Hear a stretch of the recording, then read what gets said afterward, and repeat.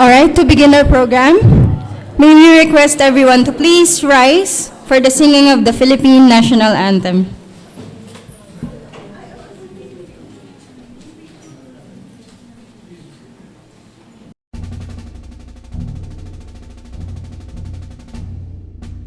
Bayang magiliw, pelas ng silanganan, alam ng puso, sa dibdib mo'y buhay.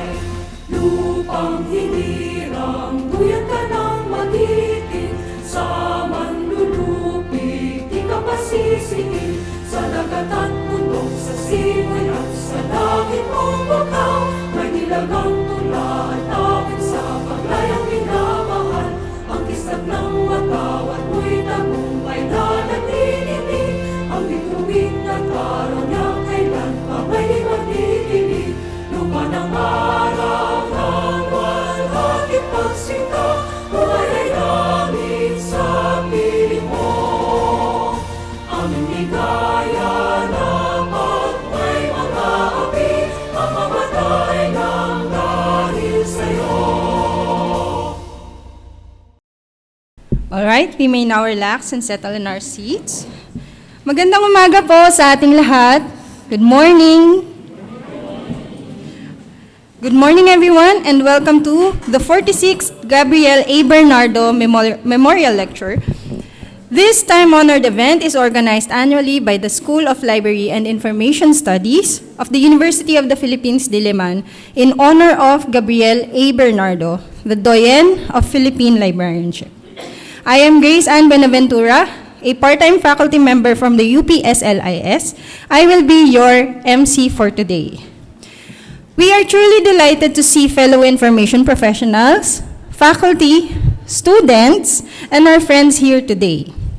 We also like to thank our guests from government agencies, our colleagues in the information profession, our university librarian, Ms. Elvira Lapus. She's here. Hi, ma'am! And of course, our friends from the UP Diliman University Library, library directors and heads, librarians, and students from all over the metro. Thank you for being here today. We also thank our UPSLIS alumni for being here.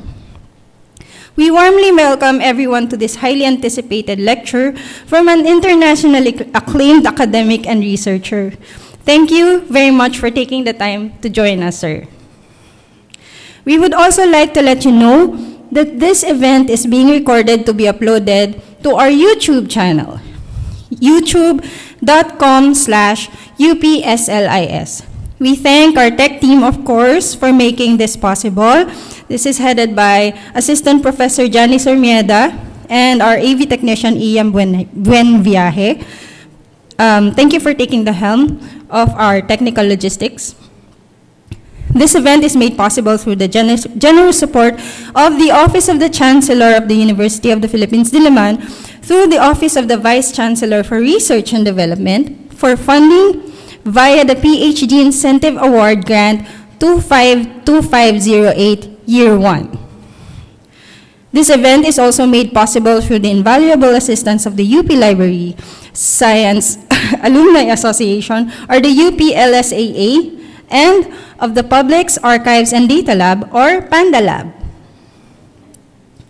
All right, without further ado, to formally welcome us, I would like to invite to the stage our beloved Dean of the UP School of Library and Information Studies, Assistant Professor Rowena U. Apolinario. Rhea Rowena U. Apolinario, sorry ma'am. It's okay, Grace. Ako din yun. Okay, my complete name is Rhea Rowena Ubana Apolinario. Kaya ako rin yun, Grace. Rowena, ako pa rin. Maraming salamat, Grace. To our guest speaker, Vice President for Digital Transformation of the University of the Philippines, VP Peter C. To our former Dean, Sir Igor Cabab. Yay, Ma'am Kate Obille. Baka hindi na po alam ng ating mga bagong estudyante. Batang-bata po ang mga naging dekano at dekana ng SLIS at nagtuturo pa rin po sila hanggang ngayon. No, our university librarians, current UL, Ma'am LV, former UL, Sir Tarlit, andyan. Our faculty, our reps, our staff, alumni, students, and guests, magandang umaga po sa inyong lahat. The month of March, aside from being National Women's Month, is a significant time for the School of Library and Information Studies. Today, exactly today, March 18, we celebrate the 112th year of Library and Information Science Education in the Philippines. So happy birthday sa LS Education! OMG, 112 years, di ba? It was in 1914 when the first courses in library economy were offered at the College of Liberal Arts. Later on, July 1, 1961, the UP Institute of Library Science became a separate degree-granting unit. Truly, LAS education has come a long way, and we look forward with excitement to what the future holds for our field.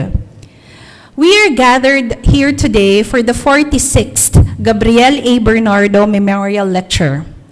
Almost 133 years ago, on March 14, a towering figure in Philippine librarianship was born, Gabriel Adriano Bernardo.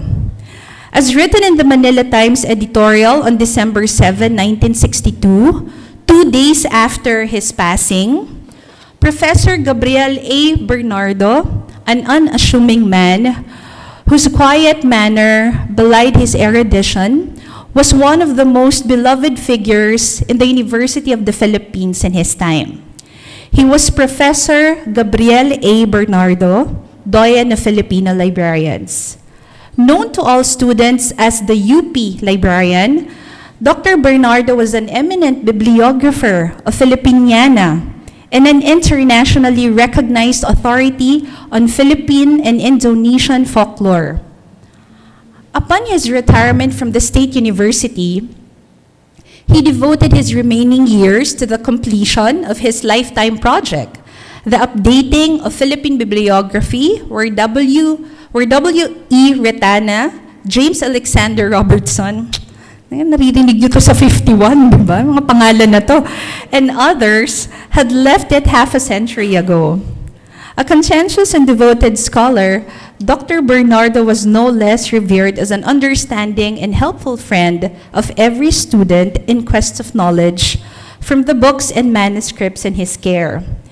He was a true man of learning, whom neither adversity nor academic renown could distract from his scholarly devotions. In brief, that is Professor Gabriel A. Bernardo, the man whom Alfredo R. Roses once referred to as the Dean of Librarians. To honor his life and contributions to Philippine librarianship, we hold this annual memorial lecture. Okay? During my time when I was in college, no, and even, it was a long time ago, my friends. Even after graduating in 2000, no, I always attend the Gabriel A. Bernardo Memorial Lecture. So it's an annual thing for me and for my for my friends, no, yung mga co-alumni ko dito sa SLIS to attend the GAB. So I always make it a point to attend the GAB every year. So today, we gather not only to celebrate a long and proud tradition, but also to reflect on the evolving role of our profession in a rapidly changing information landscape. For more than a century, our field has stood at the forefront of knowledge organization, access and preservation, guiding generations in the pursuit of learning and truth. This year's memorial lecture is especially meaningful as it highlights the pressing challenges and opportunities facing knowledge institutions today. In an era defined by digital transformation, shifting information ecosystems, and ongoing conversations on language and representation, we are called to re-examine how knowledge is created, shared, and sustained. We are privileged to have with us VP Peter C., who will deliver a lecture titled Epistemic Sovereignty, Language, Sovereignty, and the Future of Philippine Knowledge Institutions.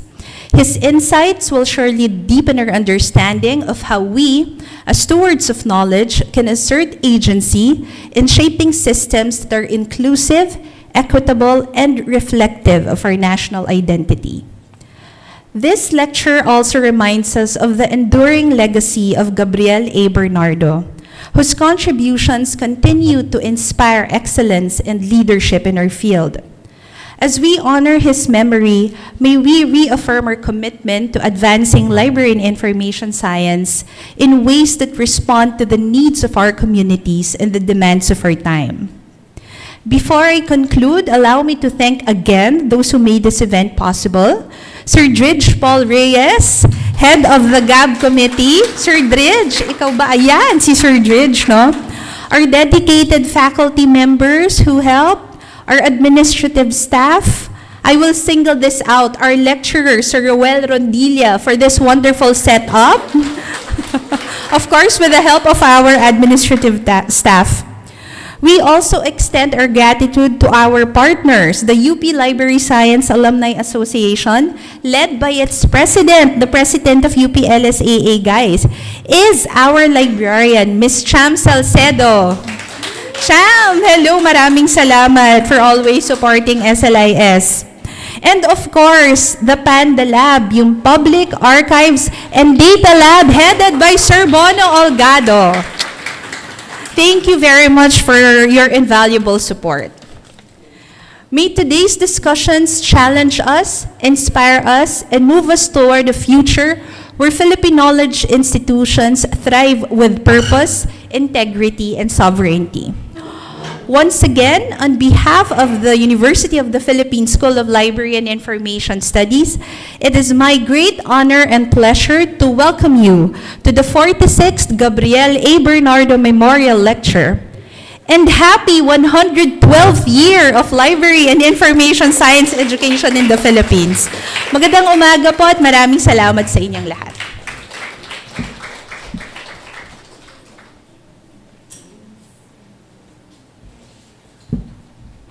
All right, thank you very much, Dean Rhea Rowena, for emphasizing the significant contributions of Gabriel A. Bernardo to our practice and for underscoring the importance of our event and for even sharing some of your personal experiences with us. We truly look forward to starting the day with a productive and insightful discussion. Before we continue, we would like to acknowledge the presence of the following special guests. Of course, Ms. Emma M. Ray, former Executive Director of the Congressional Library Bureau. Mr. Rodolfo Tarlit, former University Librarian. And also here is Ms. Anela Mendoza, former Archivist of the UP Film Center. Good morning. Just a quick rundown of the program and mechanics before we continue. After some introductory remarks, we will hear the lecture from our esteemed speaker. We will then hear a reaction from one of our faculty members, and then we will be having an open forum where we will encourage you to share your questions or insights. During the lecture and the reaction, you may already jot down notes that you would like to bring up during the open forum.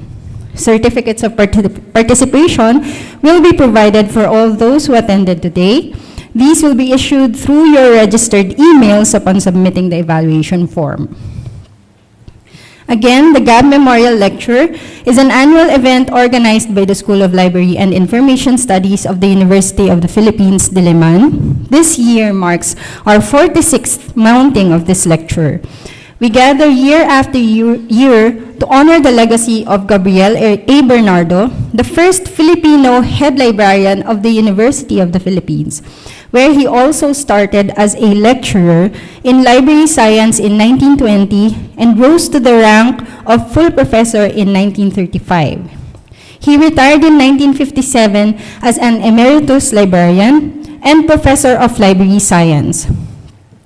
A conscientious and devoted scholar, Dr. Bernardo was an eminent bibliographer of Filipiniano resources and an internationally recognized authority of Philippine and Indonesian folklore. His contributions to the profession led to him being given the title Doyen of Filipino Librarians by the UPLSAA in 1957. These annual lectures, held since 1974, celebrate scholarship in the information professions and feature speakers who carry on Bernardo's vision. GAB dreamt of an ideal library for the university amid the challenges of post-war recovery in the Philippines. He also engaged librarians to come together as an association and pursue exemplary professional practice. I am sure the lecture today on epistemic sovereignty will amplify Bernardo's values and ideals. All right. I know we're all excited to hear from our speaker, who has graced us with his presence despite his busy schedule. So to formally introduce them, may I call on stage Senior Lecturer of UPSLIS and our very own University Librarian, Ma'am Elvira B. Lapus.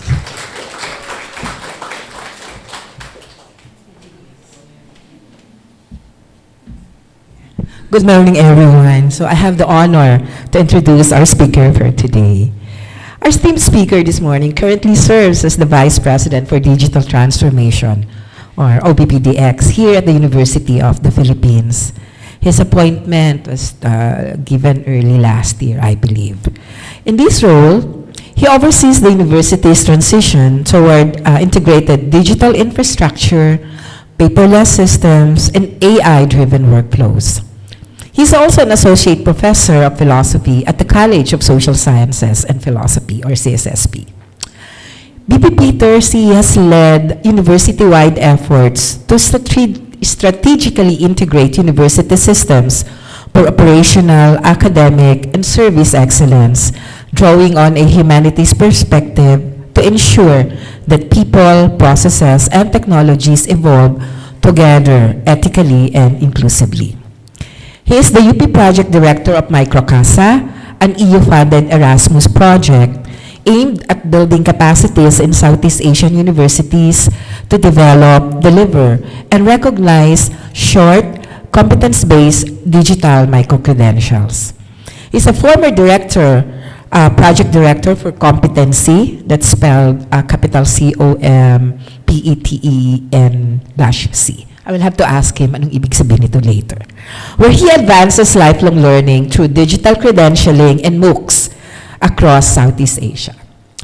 With a commitment to equitable access to education and innovation for the public good, he founded the e-libraries for rural schools to provide digital resource support to geographically distant communities. He also founded the UP Social Innovations Lab, or UPC Lab, a space for exploring new projects that address persistent social challenges. On a more personal note, I have the honor to work with BP Peter and OPPDX since last year. I could easily describe him as someone who takes his work seriously, but always with a hint of humor. One word that I would always associate with BP Peter, lagi ko itong naririnig sa kanya, and only because he has the dislike for this word, dependency. He would always ask us during meetings if maybe the reason why tasks or plans are not completed or accomplished yet is because of dependency on certain things. Because of that, I learned to be prepared, to be ready with my justifications, and sometimes who to blame. Joke lang po. Whenever I'm asked to give status and updates in our office programming. BP Peter is known for his professionalism and his integrity that set a quiet but unmistakable standard in every environment he chooses to take part in. His is a reputation built on consistency, accountability, and thoughtful execution. At the OPPDX, he brings a steady, disciplined presence to complex projects and high-pressure situations alike. He wears multiple hats and easily juggles various roles. His work spans open data, digital humanities, AI ethics, cybersecurity, and data privacy. Areas where he also serves as resource speaker, contributing to the philosophical, policy, and technological discourse, and moving towards a people-first digital transformation. I believe that those are some of the reasons why we're having him today as our speaker. So ladies and gentlemen, colleagues in the profession, UPLSAA alumni, students, members of the faculty, a round of applause please for our speaker this morning, Professor Peter C.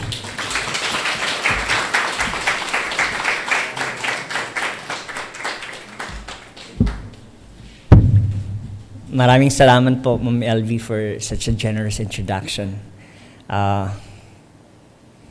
The title I have actually in the actual slides would be so much more mouthful.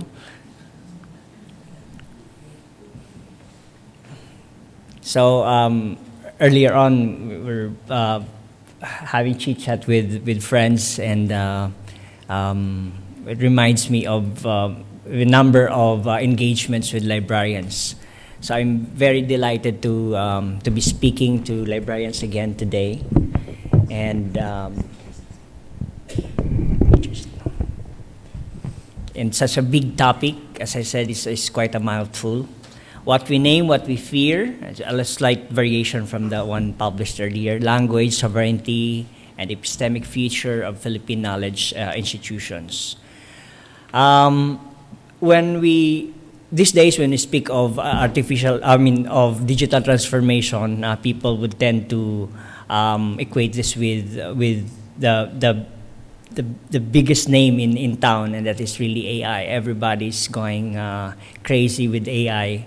But I must say that the very work I have today is also made with AI. No? So it's not just a hook with you, but it's really the point of the talk today. No? So I've have conversations with colleagues who admittedly are also using AI. I'm not sure if our faculty, if there anyone who can proudly say that he hasn't been in contact with AI, or his work is not somehow tinged by AI, as if it were a pollution.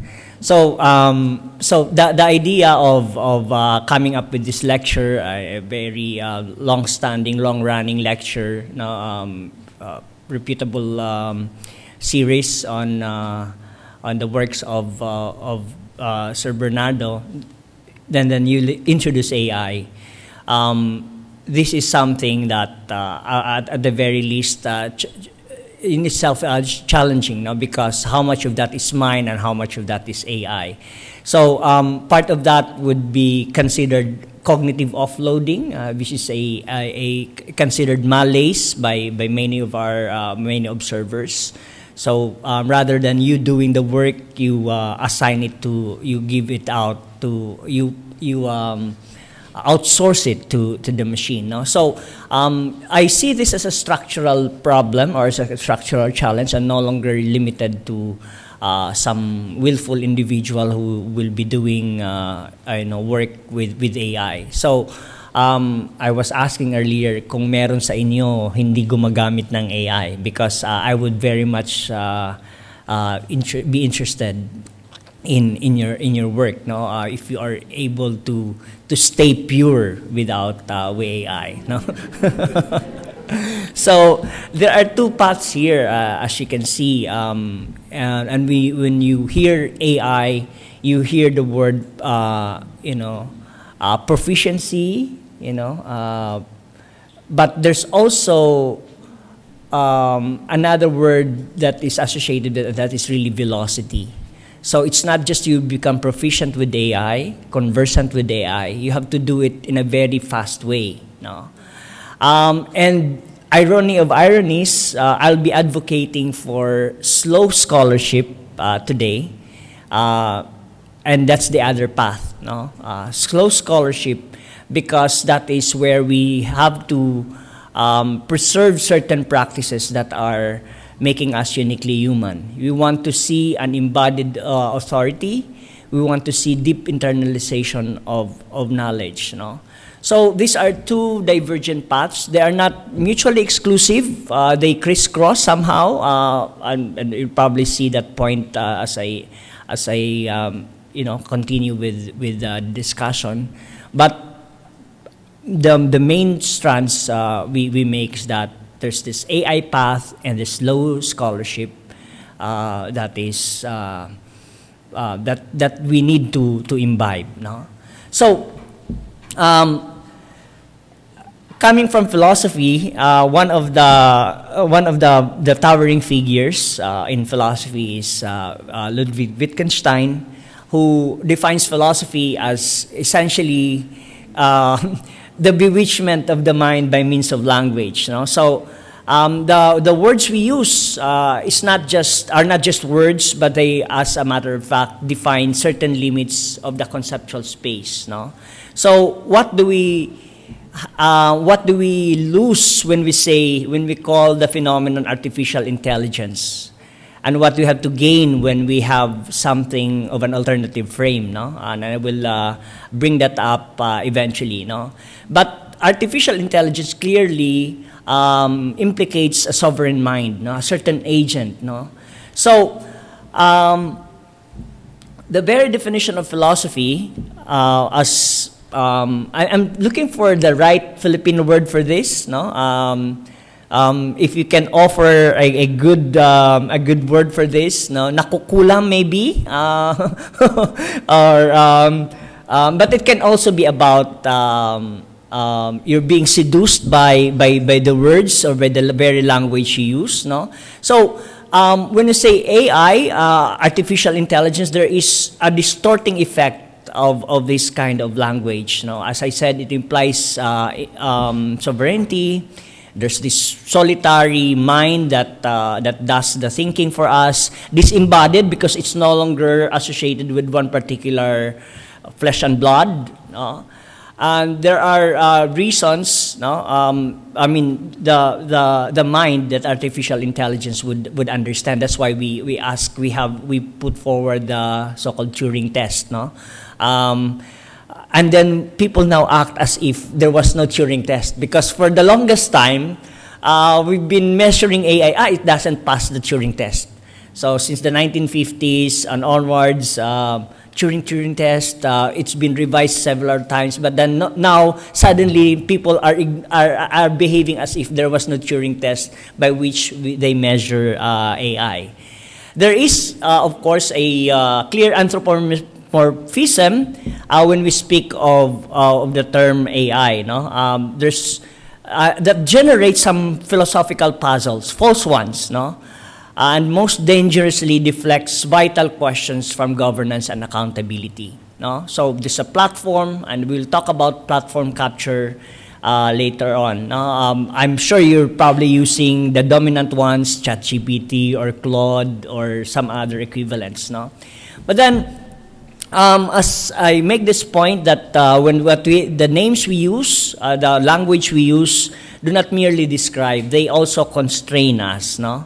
And so there's certain kinds of questions that we can only ask, no, when we call the phenomenon artificial intelligence. We get misdirected. In one way, it flatters the machine. No? So the machine is intelligence, no, and it elevates the machine to a certain level, no. Anthropomorphism, as a result, that's why we ask questions like, is it conscious? Can the machine think? No, again, the Turing test comes to mind. Whose thought is inside? No?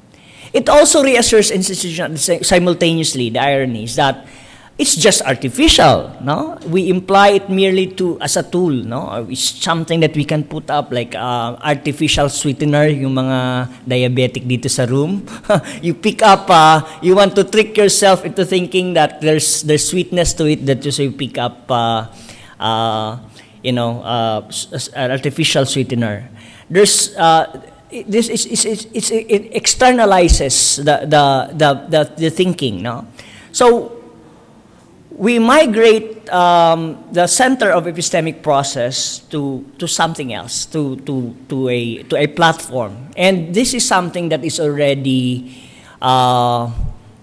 gripping the university. At one point, for instance, the leading social science university in Paris tried to ban it. Italy initially banned it, but now it's it's pointless to ban it. It's like banning the calculator or Wikipedia for that matter. Naalala nyo yung time na there was a discussion na wag tayo mag-Wikipedia. But now students are really gaming the system. Their essays are generated by AI. They are assisted by AI. But even professors, they make exams with AI, even in the sciences. They make synthetic databases using AI. So in other words, we are externalizing this, and simultaneously, we elevate at the same time, we assure ourselves that it's just artificial. No? So, come to think about it, now, when we see Airbus or Boeing 737, it actually just mimics flight, yet we don't call it artificial flight. It's flight, really, right? And so the proper question is it flying properly? We don't call it that like that. Is it flying at all? So the proper question has nothing to do with flight itself, but you have something else, like is it safe to fly? Can I get to my destination? There are standards of flight. No? It's being regulated by industry. There's always governance question at issue. No? When we fly, kaya ko bang sino lang ba ang may karapatang lumipad? Essentially now with the price of gas, no? That's why for my old engagements now I would book much earlier because I know this is something that's going to be challenging. But the idea really is that nobody questions the flight of that airplane, whether it's an artificial flight, but in fact it is a mirror of a flight. It doesn't flap its wings, it uses different dynamics. So if you've come to analogize this with artificial intelligence, maybe the question is whether it's thinking in a sense that it produces something else, no? It has to be held to different standards, and that's what we're trying to offer today. That's what we're trying to think about today. So, we offer an alternative framing of artificial intelligence. I know it's not going to be popular and it's not going to take to have any traction at all. No, when in the university we still call it AI. We have a very big push in AI. We have an AI program that we're trying to extend to UP Cebu, to UP Mindanao, and we have a pretty robust AI program in the university here in Diliman. But consider the alternative, that it is actually just a modeled collective intelligence. And suddenly you'll have a different kind of sets of questions to raise. No? It's just a statistical compression of intellectual output of millions. It's a snapshot of human knowledge. You take it from Reddit, you take it from books. Yung mga digitized natin, na-iakyat yun sa Google Books, for instance, some other libraries, some databases from private collections. And we don't know, actually, and this is probably where the librarian should be inquiring, no? Because the auditability aspect is very poor when it comes to AI. So when you think of AI, maybe that's not the correct term, but maybe consider the alternative, modeled collective intelligence. The model itself does not think. It does not read. It does not understand. No? What the model does is really imbibe or mirror collective human knowledge, complete with its biases, certain omissions. That's why we're having conversations about indigenous knowledge, for instance. The kinds of languages we have that are dying will not be reflected there. It's very English-driven. The number one programming language now is English. It's no longer Python or COBOL or something else. No, so it's very much driven by the corpus. No, so as librarians, you are familiar. I mean, you understand the importance of the body of knowledge we're trying to curate, and that's going to be fed to the machine. No, so it is that capture of that body of knowledge, primarily English-driven, English knowledge, no, and the rest would be subsumed. That's why there are national efforts to come up with their own large language models. France would want to have its own ChatGPT because France feels that if we just surrender everything to ChatGPT or to Claude, the Frenchness will lose, will be lost. No, I think France is a rather extreme example. Big Mac in France is La Big Mac, and just about anything will have to be translated to French, no. But in any case, the point is that we have to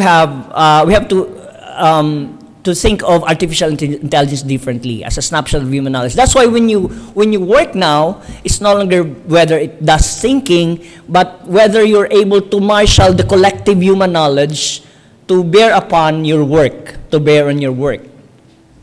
Okay, so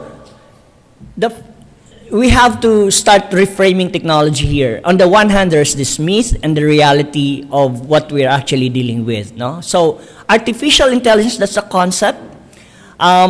It implies autonomy, manufactured mind, as in the machine, you elevate the machine. But on the other hand, you could think of it as modeled collective intelligence.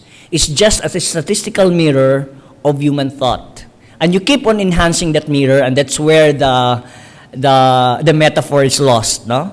Kasi mirror, it doesn't dynamically update itself. But with AI or ChatGPT, it gets updated. Even if you'd say, do not use my data, I can bet that the very act of asking questions, the very questions you raise, somehow trains the model.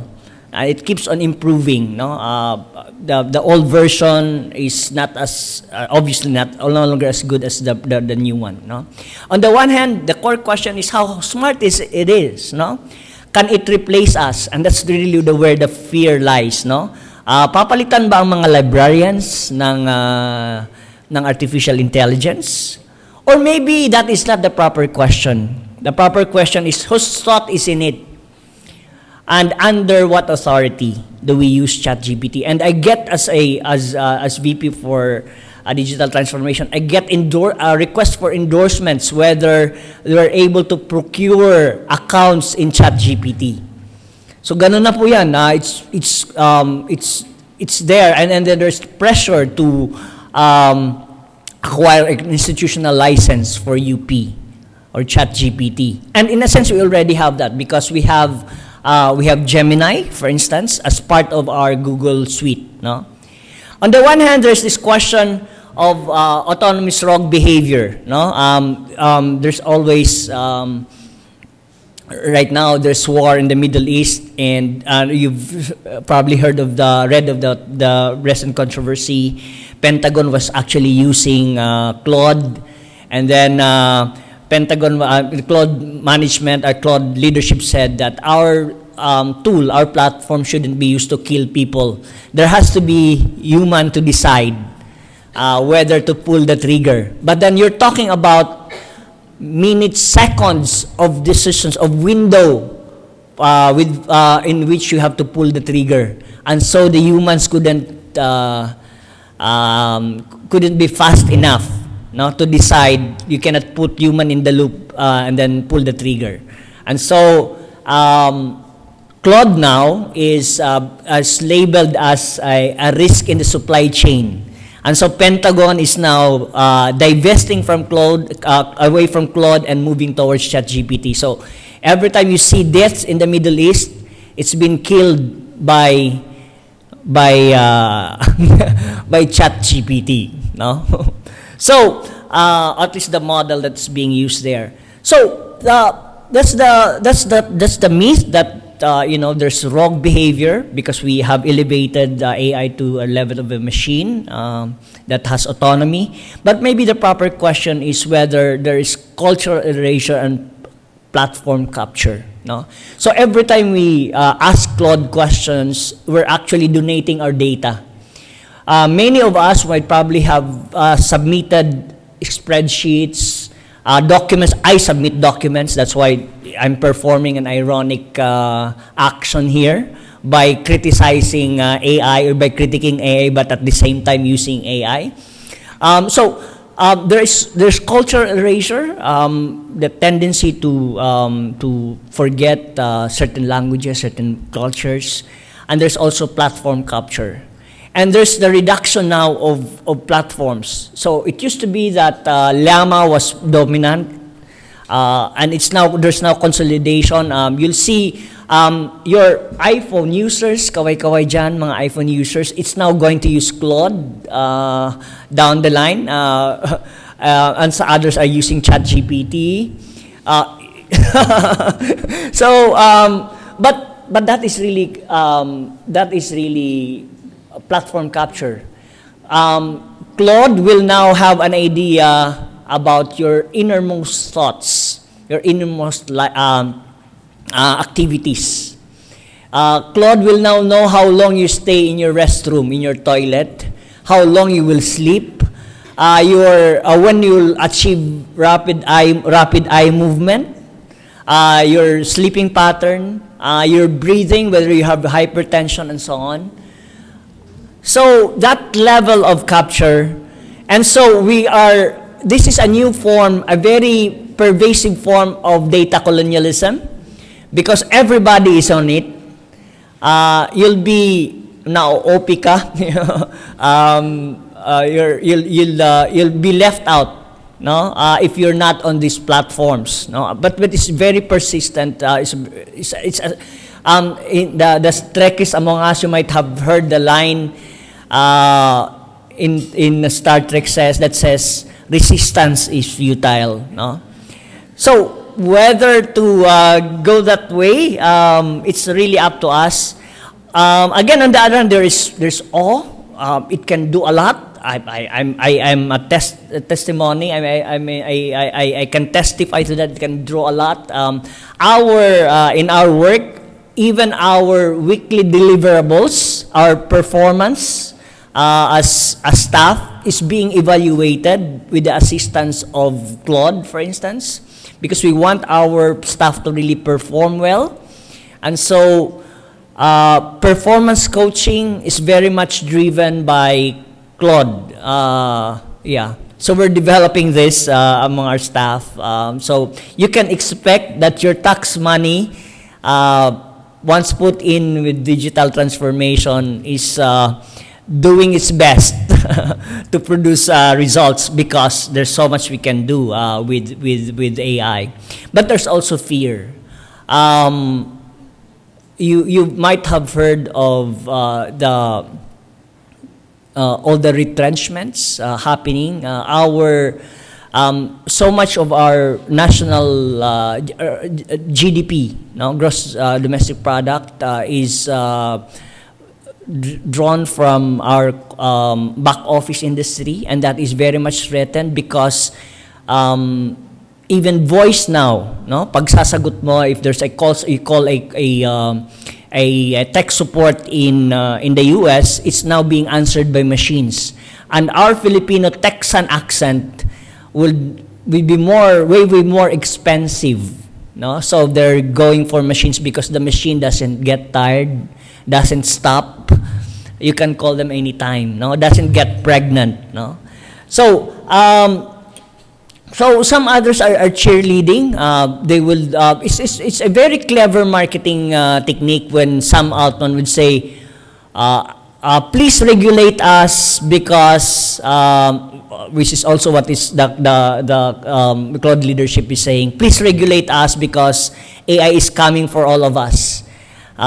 It may replace us, but that's the narrative that quite perversely also perpetuates AI, no? Because you'll have regulations, and it normalizes the fear. It normalizes the marketing. So, you know that that fear is a very good marketing technique, right? So if we are scared of cyber threats, you are being sold cybersecurity products, actually, no? So the alternative really is that, and this is, I hope this will bode well with the mission of librarians, archival governance and community stewardship. And this is where we hope to draw our new frontier as librarians. Not that I'm personally a librarian, but I think that this is something that librarians should consider. So, changing the name changes the questions we can ask. No? On the one hand, we say artificial intelligence, say, oh, how intelligent is it? But probably the question should be, whose thought does it model? No? So right now, it's an aggregation of the thought of Western civilization, especially. No? Just to illustrate very starkly on this, the reason why there's so much false positivity or fake news, or at least misidentification in terms of images, it's because the data set, the training data for images, for instance, would be ImageNet, if you're familiar with that. That's why you have certain incidents of black people being accused of shoplifting. It's because the image recognition software being used is so replete with biases towards white, and so if you're brown skin, you are at risk of being misidentified as a shoplifter or with criminality. No, the same way that Arab people are, being mistaken as terrorists. The training data is white. No, so can we trust it? Can we trust AI machine? No, but the proper question probably should be, because when say trust, as opposed to with what biases and omissions are replete. Come with the trust with the machine. Obviously, we trust ChatGPT, such that you probably uploaded your personal files there already, no, or your very speech, no.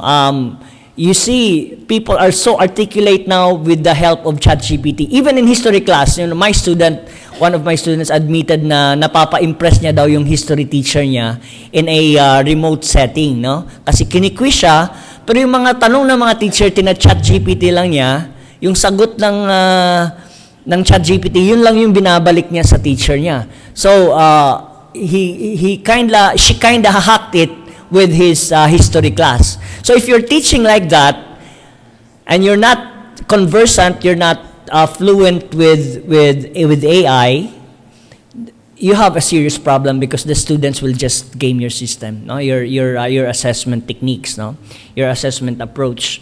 So will it replace librarians? The proper question should probably what governance protocols do we need, no?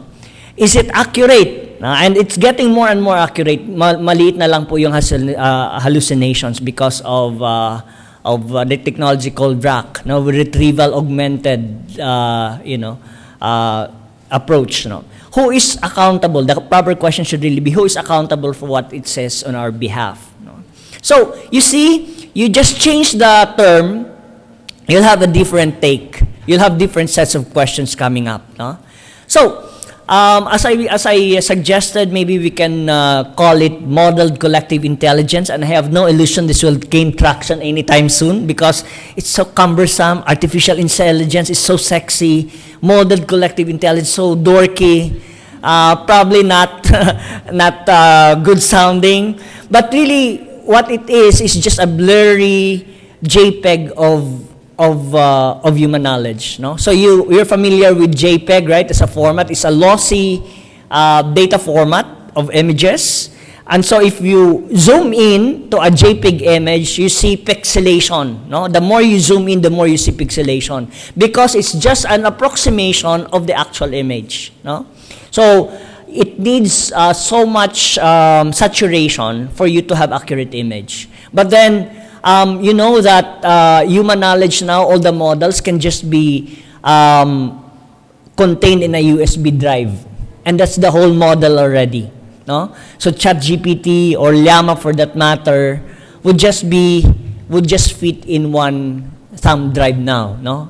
And that, at best, is a lossy compression of human knowledge. I'm not saying it's not useful. As a matter of fact, I have shown you that it's very useful.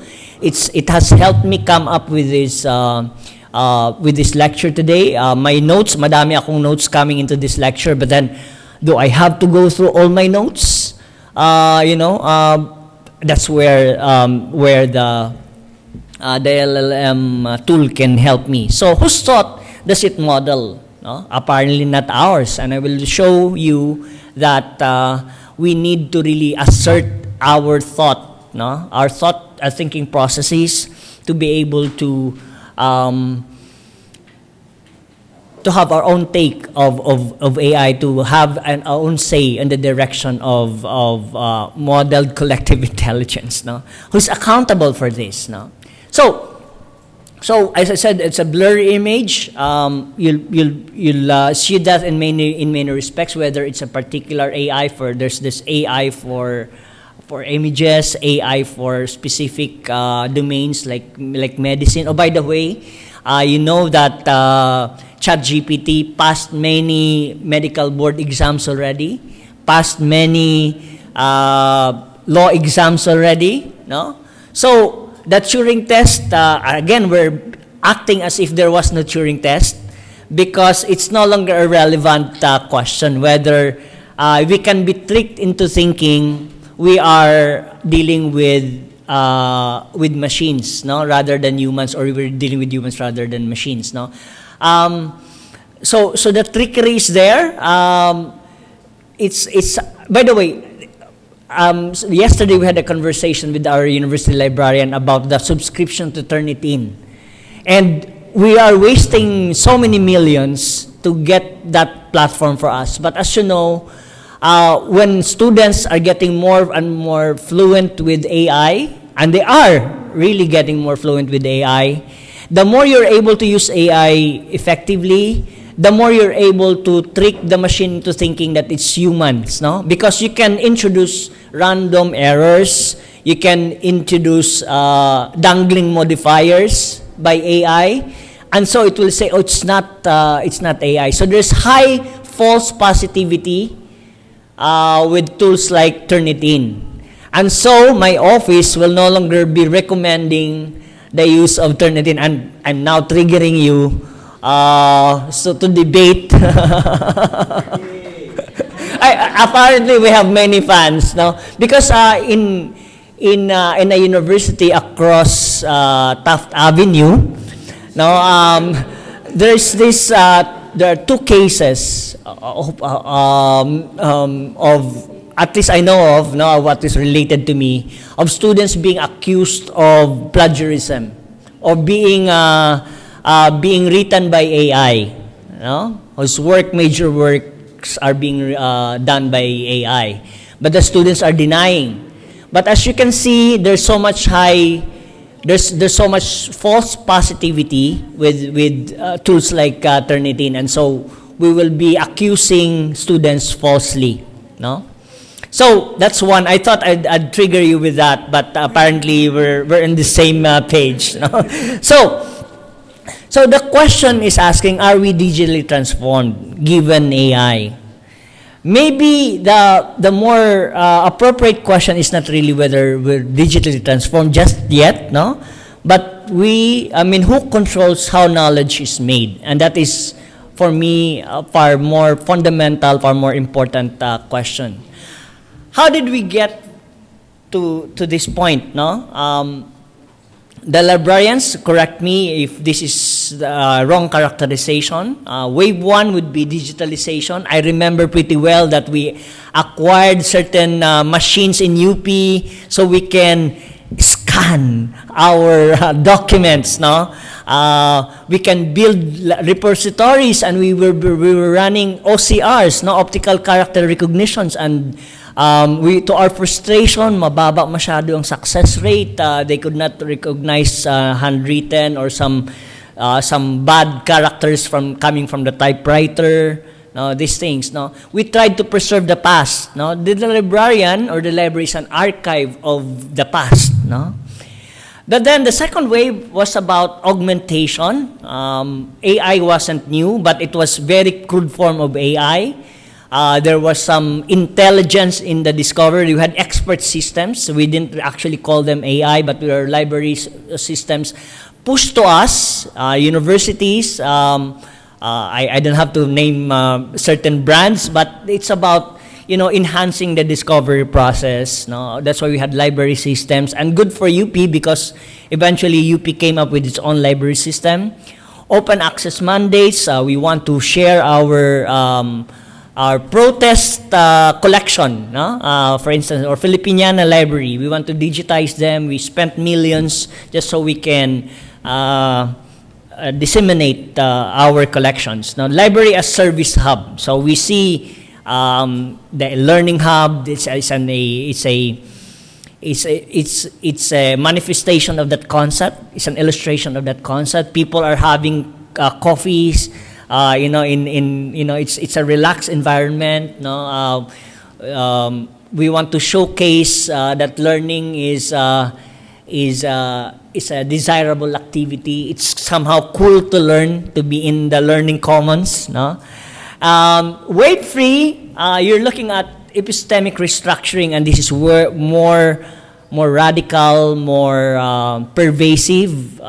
It's overlapping with the second wave, no? Because you can be AIing your work, AIing the corpus, no? The collection in wherever, no? Not just in the libraries, of course, no? AI mandates what counts as knowledge, no? As you can see. By the way, another layer of disclosure, as I prepared for this presentation, I'm being coached, I was being coached by AI, given my own work, given my own notes, and so you need to repeat this in your mind, and so the mastery aspect is also being run by AI, also being it's also being done by AI. Private systems determine what sources are legible. Essentially, if it's not in ChatGPT, down the line it may not exist anymore because there is just no alternative. If the Filipino librarians do not come up with its own corpus that will be fed into the model, into the AI system, into the machine learning process, then there will be no Filipino knowledge in that respect, no. So who leads this, no? It's just that people are volunteering their information, no. So it's just like Facebook. Even if you know that Facebook violates your privacy and you get so freaked out if your information is leaked, but people are not coerced to post their updates on social media. And somehow that is analogous with artificial intelligence. I must admit that even my email now is mediated by AI. There's so many emails, and so I asked Claude to tell me what's important in my emails. I no longer check all my emails. Claude is the layer, the agent that tells me what is important for the week. If I missed anything, Claude will tell me what I have missed. And Claude will also calendar my schedule for the week and for the succeeding months, no? I mean, not all of it, but really that's the idea, no? So, no one is coerced, but that is really epistemic restructuring. The way we know will be mediated by that modeled intelligence. No? So, beyond digital transformation, there's, UP is doing a mashup. Wala na po yung EUP project. We had a very huge ERP, PeopleSoft platform, and we jettisoned that and replace it with more mashup,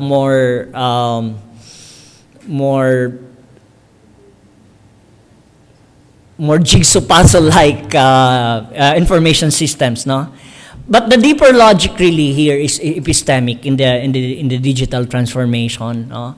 As I said, there's restructuring going on, more pervasive than we care to admit, than we care to realize, no? We generate it as a matter of course, and we trust it as if there is no alternative, as if we are not able to do anything else, no? As I said, it could well be the case that resistance is futile. But is it really futile? So, these new platforms are knowledge infrastructures. You see that we used to be Googling, and Google was a way of knowing. If you are not Googleable, you do not exist. at some point, right? Tama ba? Because the mediation of technology is so powerful, so convenient that people do not care to really find out what's going on beyond Google, no? So it's a very limited system, but it somehow conditions the way people would learn. At one point, as I said, if you're not Googleable, you do not exist, no? Now, it might be an exaggeration. Now, if you're not AI-able, your existence is suspect. It's because, and I hope I'm not just saying that to trigger you, but that's really the direction anyway. Because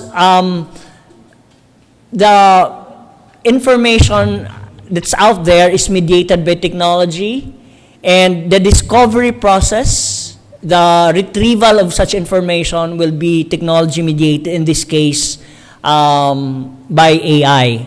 It used to be that people were so obsessed with search engine optimization. You want your results to be on the top, right? That's so you will have to order your metadata. You have to, your descriptors are correct, no? So you will go on top. And then people will subscribe to you, so you'll go up. People will link to your page, so you go up in your page ranking, no? Now, it's still very much useful when you do some search engine optimization, but we have leveled up to something like GEO, Generative Engine Optimization. And that is, you're making your materials consumable by artificial intelligence. It's no longer about whether you will be read by humans. It's going to be about whether you will be indexed and read by machines. So again, if you are not visible to AI, your existence is suspect. The idea of AI, if I might just backtrack a little bit, and this is an historical accident actually, no? Because the dominant framework at that time was cybernetics. It wasn't AI. AI was a heralded term coined by McCarthy. We were trying to propose a project, on machine learning, no? And they said that, oh, this is something that we can finish in 2 months. And so they thought that their project will be finished in a semester, I mean, in one summer. Sabi nila, a couple of graduate students, they can just do artificial intelligence. But that somehow gained traction as a term, and it replaced, very consciously, they tried to veer away from Wiener's cybernetics. Cybernetics was about biology, systems control, ecosystem relationships. So it wasn't about this machine that can be sold as a product, no? So in a sense, you can say it's a marketing gimmick by computer science professor. Nandun si Minsky, nandun si Claude Shannon. So in a way, they were trying to put together a proposal, magbarkada in Dartmouth and in one summer.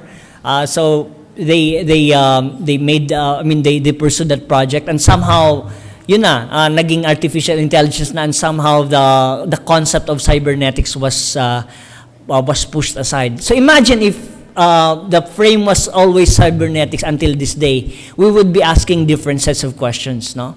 So, onward to the Philippines, turn of the century, especially after the post-World War II, no? You see efforts by our very own Professor Bernardo looking at bibliography as an exercise in sovereignty.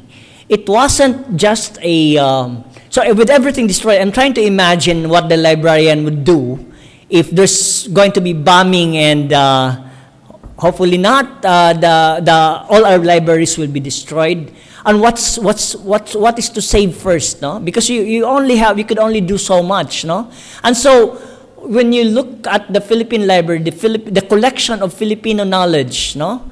How do you prioritize? Because you obviously cannot save everything. So you'll have to go for what you typically consider as Filipino books, for instance, Filipino intellectual work. And so when you do that, there is already a curation and selection and ignoring of certain work. No? So it was not just bibliography as a neutral activity. It was an exercise in nation building. With devastation all around, you want to showcase Filipino knowledge. That's where the librarians would shine. No? And that was what Professor Bernardo would do, no? Or did. Who controls classification or controls legibility? No? Sinong nakakabasa? Anong nababasa? And that is where the work of bibliographers would be showcased. No? It's about institutional memory. And right now, there's a dire need to be to have rigorous preservation, archival of institutional memory, because things are so fleeting. We're not archiving official Facebook posts, for instance. And that's the problem of the practice now, because people are posting via social media first, websites later, books possible. The more fleeting ones are the more engaging ones, but they do not, by definition, last. Tama po ba? So you look at the way we produce information, we produce knowledge. It's almost always social media first, possibly website later, if at all, books or accounts. And that the gap, the latency is so huge, no? And books are probably just optional now. So sovereignty is no longer.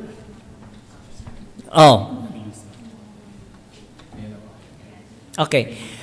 So it's not nostalgia. It's not like we're going back to the post-World War II scene, no? But it's really about going back to that attempt to have capacity to showcase our own knowledge, no? Knowledge system. So what would Professor Bernardo would ask us as of today, no? It's not about whether we have deployed the latest version of ChatGPT or Claude, but we have to ask ourselves whether we built capacity to audit what models know. No? Do we know if ChatGPT really recognizes Filipino intellectual work? What is silently omits? Because as I will show later on, there are so many knowledge practices, okay, that may not really figure in the models, no? Or if they figure at all, they're so pixelated, no, that they cannot be meaningful at all, no, or at least substantive. Whether we have secured community authority over whose knowledge enters the training pipeline, if we have a training pipeline at all. Whether we have created governance architecture with enough legal force to make sovereignty real. No? So, do we have that governance? Because it seems to me that all our data all goes to ChatGPT. No? Whether we have protected spaces where young scholars can think slowly, no? Without algorithmic assistance. No? And so I'm not obviating the need for me to just stay in my toilet and read endlessly about certain topics. By the way, Gen Z, you take your phones to the restaurant, to the toilet, and stay there a long time. 99% of you, according to studies, no? So it's a place for slow scholarship, obviously, no? And that's what we're advocating now, no? So you have to have multiple toilets at home to be able to do slow scholarship. So, obviously it was a different time, but the idea of asserting sovereignty by means of bibliography, by means of having Filipiniana collection, is as important today as it was before. No? It's about capacity building. His medium was card catalog. Early in this hour, no, I was talking to colleagues. I had some nostalgia, no, I mean a bit of nostalgia how I used the card catalog. You wouldn't venture into the halls because I didn't have any money, so my favorite tambay place in the library was the cereal collection, pretending that I was studying, but only I had water. I would ask permission from the librarian so I can make tambay in the cereal collection. And I would read all sorts of journals staying there. But in any case, if you really have to do research, you cannot just be going there and going straight to the shelves without the card catalog. And if I may exaggerate a little bit, I'm also a tambay of the Widener Library. It has tunnels and it goes in different directions, north, south, east, west. And so it's just an exhausting exhausting effort to be going there and just making tambay, in one place. So you really have to have a system by which you try to retrieve knowledge, no? So the work of Professor Bernardo, the medium was card catalog, but his real work was really asserting sovereignty in terms of knowledge production and knowledge retrieval, no? Without that work, we wouldn't have Filipino knowledge, no? That is not subsumed under the bigger Library of Congress cataloging scheme, no? So the structural question has not changed, and that is really where we have to do more, no? The medium has changed; it's no longer card catalog, but the question remains, no? And that is really what is important to us. And I will elucidate this more later on, no? So if we have to put all our data in large models, in the global north platforms, then we do not necessarily have our own that we hold or we maintain in our own terms, no? So that is a serious problem. In college, one of the favorite readings we had was the Miseducation of the Filipino by Renato Constantino. And so somehow there is miseducation going on with AI because Filipino knowledge or Filipino identity is not privileged in those platforms, no? I'm not particularly a nationalistic person, but to me it's obvious that if you just surrender your data to that big platform, you wouldn't have a way of really auditing it, no? Even if that data model is said to be open source model, the weights are important. But then when you mount it with all the tools like Claude, with all the conveniences of APIs, no, of connectors, of skills, I'm addressing a particular Claude audience here. That's in a sense surrender of your identity, or at least subsumption of your identity. The results are all shaped by English language corpora, as a matter of fact, no? We have to have a conscious effort to maintain that Filipino corpora. Otherwise, local knowledge suffers statistical attrition, no? And we had this conversation yesterday with the university librarian. Imagine if ChatGPT, if you're able to travel back in time, you bring your ChatGPT, your LLM knowledge in the time of Copernicus, right?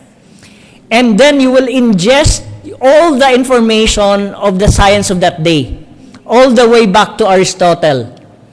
And so if you query ChatGPT during Copernicus' time, when he was starting his heliocentric model, obviously it would keep telling you that heliocentricity is a bad idea, because all the data sets, all the conceptual work, the intellectual work of that time was geocentrism.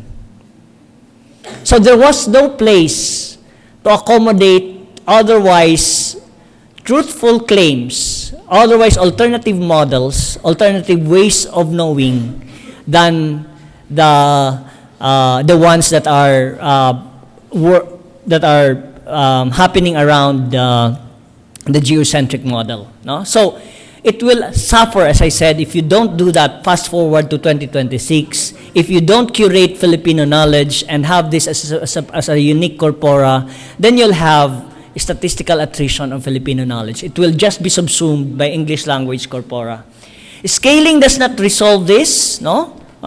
Remember when you do retrieval augmentation as a way of minimizing hallucination, there is just nothing to retrieve. Now, imagine that this is happening while many of our languages are dying. No? I'm familiar with one language, the Mamanwa language, it's dying. The Mamanwas are in diaspora. Umaabot na sila ng biliran, but they used to really thrive in Caraga region. They have less than 7,000 speakers, and for you to really thrive you need about 20 or more thousand speakers. And there are similar indigenous communities that are also dying for lack of language speakers, no? And they are dying, they're losing their identity because they're just being subsumed by bigger language systems. No? So imagine worldwide, if well, just English, no? The world will be less colorful for this. No? So, when your university subscribe to an AI reference system, soon, and there will be pressure for you to AAFI library information systems, no? You are not just adopting a tool. So, let's quit that claim, that bogus claim that technology is just a tool. The tool also shapes us. That's why you no longer have high cheekbones for modeling, or big jaws because you're no longer eating raw. The fire changes your biology. It also changes your identity and the things you're able to do. With AI, you're not just going to use AI as a neutral tool. It will restructure your very identity. You outsource epistemic mediation. I made a case that for a while, effectively, if you were not Googleable, you do not exist, or your existence is suspect. With AI, just to belabor the point, that you have a system that you cannot inspect, yet it conditions how people perceive you. No? Yeah. For the privacy audience, you might have heard of the so-called the right to be forgotten. It is a Spanish case because the circumstances have changed, but the existence of the information online stayed the same. And so the petitioner petitioned that those websites be taken down because they're no longer true. The right to be forgotten. Now, epistemic mediation is in that category, because if the mediation doesn't change, even if the reality has already changed, effectively you haven't changed. No? Trained on data you did not curate. Who knows how information is being curated rather in large language models. Updated on schedule you do not control. You don't know when the next model will be released. Although right now there's so much competition that it's released practically every week or every other week. Accountable to private corporation. ChatGPT, OpenAI used to be open, but obviously it's no longer that open. No? So, we get now to the point of how we should be asserting epistemic sovereignty. No? Number one, we have to think in terms of infrastructure. No? In one domain, who owns the platform and compute?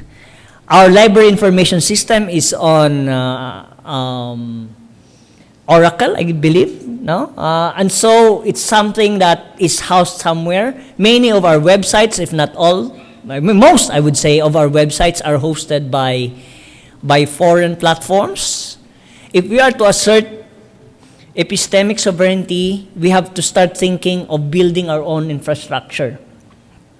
Number two, we have to start thinking about archival, the way we archive information. Who decides what gets preserved and how? This is basically resonating with the work of Professor Bernardo. No? Librarians are important because you effectively determine what gets to be preserved, what gets to be archived. And right now, it's no longer just about archiving, it's also about utilization and retrieval. So if you archive, you have to have a view of how you're going to retrieve the information. That's why you need to have really robust indexing. Your metadata has to be good, no? Has to be amenable to lightning fast retrieval. We also have to think in terms of taxonomic sovereignty, and that is who controls how knowledge is organized. And it is not a done deal yet. It's not it's an unfinished business, no? The way we organize knowledge, because there's always unknown, and science is supposed to be about updating our knowledge, no? But somehow this is not necessarily reflected in the way we catalog, or at least we consciously provide input for our catalogs, no? And lastly, the most endangered aspect of sovereignty actually is the interpretive one. Who determines what counts as true? Because we have effectively surrendered our data to large language models, to platforms that are very powerful platforms, billions of users, ChatGPT, hundreds of millions using every time. I have 2 subscriptions. I don't know if you have subscriptions with ChatGPT and Claude, and possibly more subscriptions to come. And that is a very very telling of how I myself would tend to surrender my own data to language, to large language models, to platforms. So, you see these layers. Infrastructure is really the foundation. Archival is you have where you provide the divisions in the house. Taxonomic sovereignty somehow would the card catalog, or probably the class information system. An interpretive technology, or interpretive sovereignty, where you shine on the information, on how you retrieve them, how you marshal the metadata, so you're able to to retrieve information certain ways and put them together again and present it to people. No? This is where we are headed. Sana, no? To have a more conscious effort to think in terms of layers of sovereignty that we need to exercise, no? Because otherwise, it's all just surrender of infrastructure. Our colonial history is replete with that, no? Yung mga print monopolies, Elsevier, I don't know how the library is the librarians are spending hundreds of millions to subscribe to the mafia called Elsevier. So that will trigger broadcast licensing, right? So today, AI services running on commercial compute you cannot own or audit. No?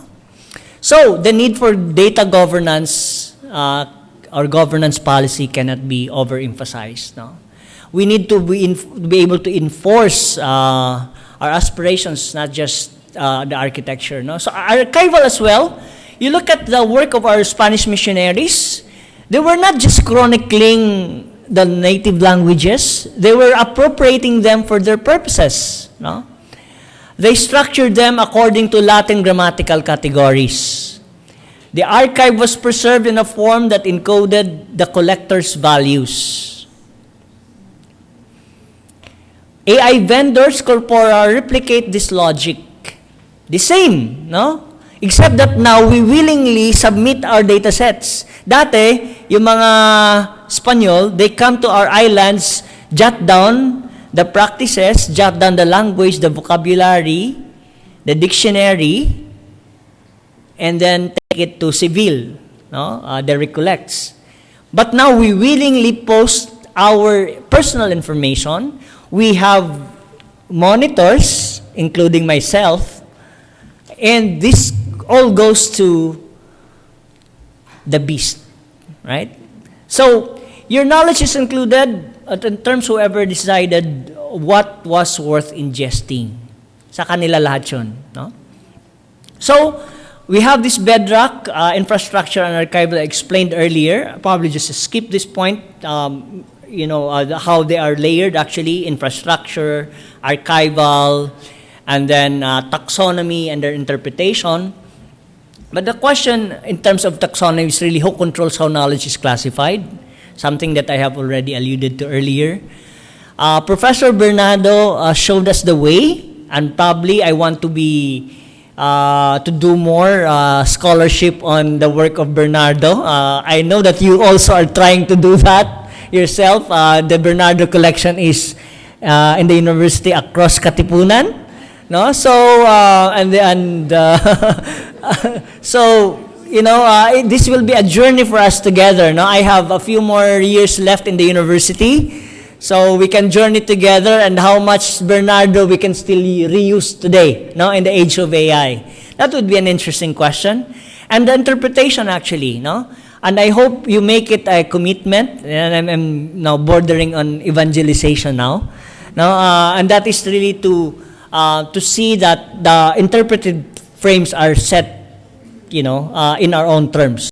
Otherwise, we'll just surrender to the stochastic interpretation of our realities by ChatGPT and the others, no? So, marami po tayong mga konsepto that would really deserve special attention, no? Because if you come to think of it, for instance, kapwa, is it just a descriptor that you can put in the Library of Congress under psychology, and probably psychology, some, weird, some, exotic, we are regarded as exotic, no? The kapwa concept is exotic in the global north, no? So, do we accept the fact that we are being exoticized with our own concepts like kapwa? Yep, it is a central concept in the way we live, right? Or the realities of a babaylan, no? Yung babaylan, it's just a historical footnote, or we are open to the possibility that there are many babaylans among us now today, no? And so, if babaylan is just a historical work or historical account in the grand scheme of the Library of Congress and not in the special Filipiniana cataloging system, then it will just be gobbled up by the large language model. It will not even figure in the query, in the ChatGPT query. And so it's very important that we have to have that view towards interpretive sovereignty, given our own data set, given our own corpora, so that we can define the world in our own terms, no? Hallucination is no longer, is less and less of a problem, especially in English language, large language models, no? But there is no evidence that these improvements extend to Philippine vernacular registers. We have over hundreds of languages actually. And if you say Hiligaynon, there's all sorts of Hiligaynon in Panay. We just move from one town to another and it's a different Hiligaynon, no? And they will all be lost. And so their worldview, remember that the limits of our language is the limit of our world, no? So your language for the world is just about what you know of the world, of what your world is, no? So, if we lose those languages, we effectively lose worlds, ways of knowing, no? My friend who writes in English, Palangka awardee, woke up one day and he was so disturbed that he could no longer recall the word of waray for certain fish cages, no? And he was so disturbed and said that I've been alienated from my waray language. And so imagine if you lose waray as well, no? The world will not be a better place because of that, no? A system that fails in local languages is a high confidence gap generator. It's just the algorithm being confident in what it does. It's not necessarily able to account for the objective reality. So we have a crisis of corpus, no? We need to be able to account for what we really know, our Philippine knowledge, which is not to say that it is geographically just Philippine knowledge because, Rizal was traveling, was all over the place, and he brought certain influences. That's not what I mean. But really, the Filipino vernacular is really very small. But it's a very important set that we need to nourish, no? So, as I said, in the English language, as in English-centric large language models, the hallucination is very low. But the more you veer away from it, look at alternative worlds, the hallucination is rather high, no? So, the point being, you have to think in terms of alternative worlds, in terms of alternative languages, in terms of alternative models to be able to assert your sovereignty, to exercise your sovereignty. Absent that, it's just all talk, no? There is already platform capture going on. Probably it's not too late. I hope I'm speaking with the right group, no? You know that nag-uusap lang kayo, somehow Facebook would display that this link to Lazada, you somehow need this kind of dress, no?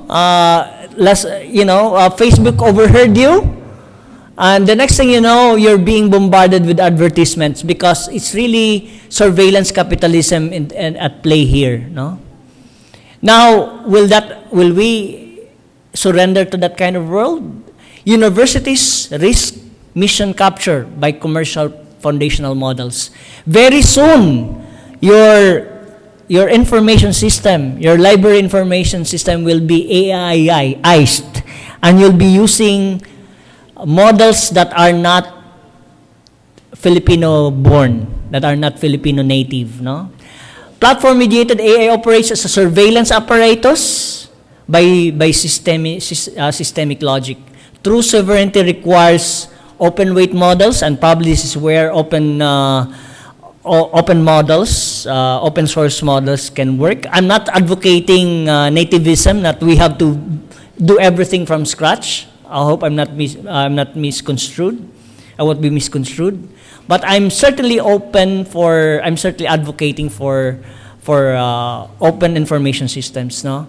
Where we can really pursue institutional inferences, and UP will not just surrender to platforms, no? So there's a model alternative here, and that is really community stewardship, no? I present to you earlier a discussion about Hudhud, no? How this is being maintained. It's not so centralized. This is a plausible model. It's distributed across communities, no? And there is not just one Hudhud version. Governance is also distributed. Accountability is also distributed. And there's not one private vendor that that monopolizes this, no? But you have to follow certain imperatives. To me, these are the imperatives to do governance architecture. Jurisdictional. Our native, our indigenous peoples deserve recognition, and it's not. I know there are problems here. I don't know if you work with in ICP, there are problems, there are challenges there, and I'm not reifying the law I'm saying that it's something to work with, no? That somehow we have to have consent, however that is going to be derived. And it's not just extraction, because if we just keep on extracting information, extracting practices, then we're no better than ChatGPT, no? But there's also the other aspect, the other must do, and that is epistemic. We build multilingual evaluation data sets, and this is where the librarians would come in. You maintain such data sets. I strongly urge you to maintain such data sets to be able to say that this is definitive, no, of what we consider Filipino languages. External benchmarks cannot measure what external corpora do not contain. Remember the retrieval augmentation system that is being practiced in large language models. You cannot retrieve what is not there. And so more conscious effort should be placed on having our own corpora that will help us define what we search, what we look for. And of course, professionals, where we expand the librarian's role. This is now my bad habit of doing the old way of doing philosophy, telling people what to do. Expand the librarian's role to model stewardship. May tubig pala ako dito.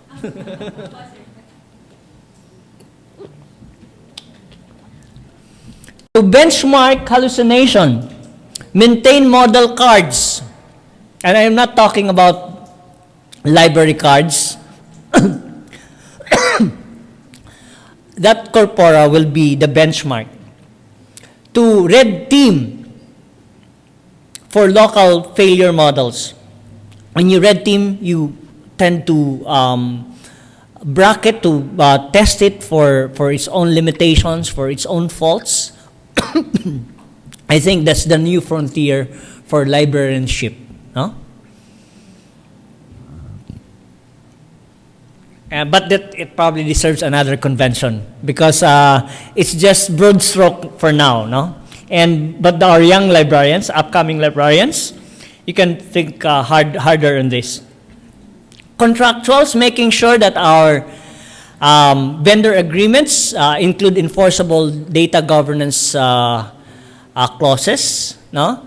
So since I am advocating for the transitioning away from Zoom, the terms of service of Zoom says that they have the right to use our voices, our data, to train their AI model. Is that okay with you? Zoom is convenient, but it's at the expense of your voices, of your the things you talk about, and it goes all the way to China. Not that I will scare you of China, but the idea is that it's not an exercise in sovereignty. If you have your data lodged somewhere else, it could well be in Taiwan, it could well be in somewhere else. And so, to be fair to Zoom, for that matter, Google and Microsoft could well be practicing those as well, although they claim na meron na silang data centers dito. No? So the contract should really be enforceable such that your data, if you so wish, would be kept locally. There is data residency. No? There's also the question of cultural, and that is protecting spaces for slow scholarship, sustained, unassisted inquiry. And you know where this happens, right? Epistemic sovereignty must be cultivated in scholars, not only institutions. No, as I said, the irony is not lost for me today, advocating for slow scholarship, because while using large language models, while using AI, because slow scholarship allows you to embed, to internalize knowledge. No? And I hope we're going that way as well. No? So, moving forward, these are the imperatives in a as a way of telescoping those imperatives. We'll tease them out some other time maybe. A Philippine model for distributed knowledge, as I mentioned already, Hudhud as a possible model, no? Maintained not through a single custodian, but through distributed community accountability. Just to be realistic about this, sinong nakarinig na sa inyo ng Hudhud? Lahat na ba dito? Not that many. I will play a video shortly. But that's the idea. You get the idea, no? More community-maintained knowledge bases, no? As opposed to, and by the way, this is not to diminish the job of the librarian. This is just to make our librarians more community-oriented, no? So, governance lessons, authority is earned through practice, not just in the ivory towers of the university. It cannot be concentrated with in one custodian. The the AI vendors would have to be made more accountable in terms of extraction, if not curation, of indigenous knowledge. And we're going for slow embodied practice knowledge, no? Now, we are so used to fast food that we probably are horrified by the idea of going slow food. But there is merit to be made. There's an argument to be made for slow food. I've been to, let me just flex that town in Malaysia called Barrio. And I've been there. It's off the grid mostly anyway. There's no signal. But they hold there the World Slow Food Festival as opposed to fast food, no? And it takes time to see your food for to cook the food because it's slow food festival, no? And that is not necessarily antithetical to fast food. I would say that we're less of we're worse off if we'll all just be fast food. The same manner that we'll be worse off if we'll all just be AI. And so this is Hudhud.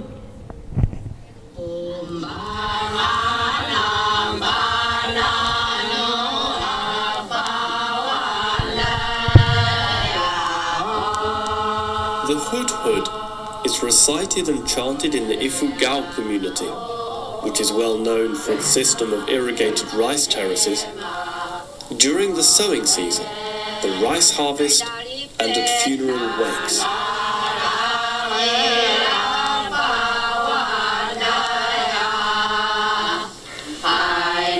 The Hudhud probably dates from before the 7th century and comprises more than 200 chants of 40 episodes each. A complete recitation often lasts between 3 and 4 days.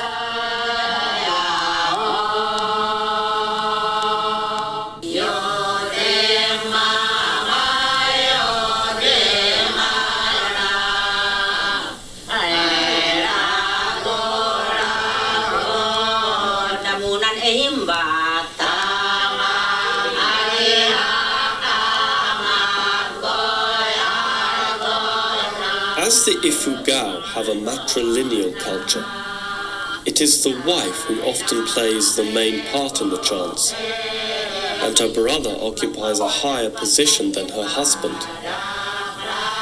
The Hudhud is therefore valuable as an anthropological document.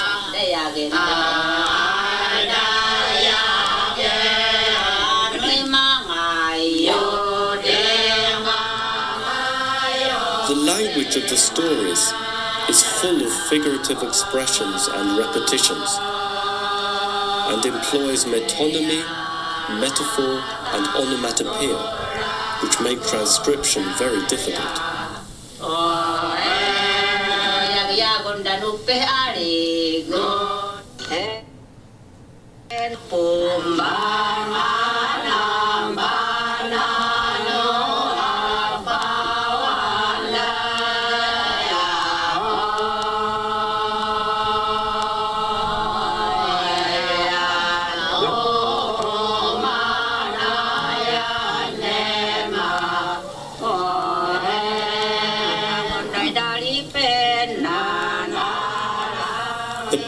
occupies a key position in the community, both as an historian and as a preacher, the main narrators often being old women.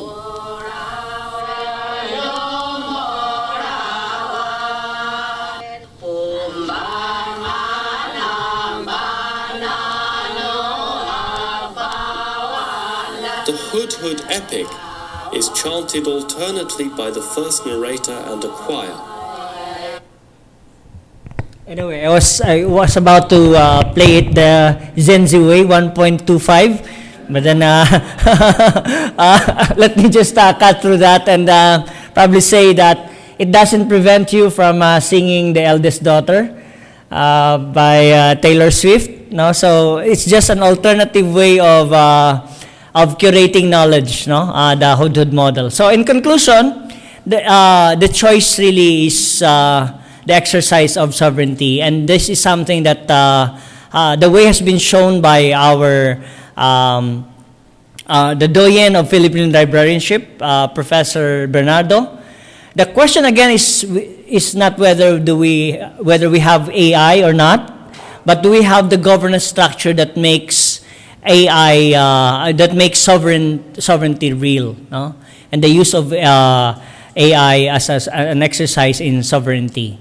So it's about governance. It's about being able to put the structures in place to advance or to maintain transparency, building local evaluation capacity. Librarians need to be able to curate large language models, machine learning models, and enforce community stewardship. No? Who owns the data? What kind of thinking is imbibed by that? By that large language model, being transparent, being accountable. And it's not whether we deploy the latest model, because we will be deploying the latest model as a matter of course. No, the structure to reclaim the mirror of human thought is what we are aiming for. No, so the institution that just adopts AI becomes dependent, and that's not UP. That's so out of character for UP. That's why our UAP logo is a clenched fist, no? UP fight. The institution that governs AI becomes sovereign. And hopefully, librarians will be instrumental in the exercise of sovereign AI. So that's all from me. Unless you have questions, I'll be happy to hear them. Thank you very much.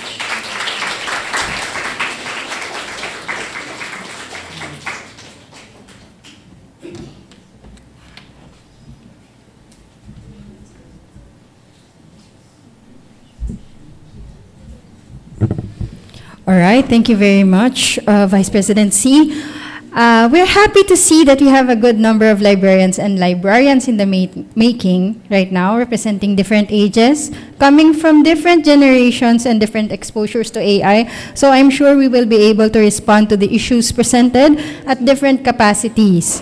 Whether we are for or against AI, we are being encouraged to consider our beliefs about AI and deeply think about our own digital habits and practices.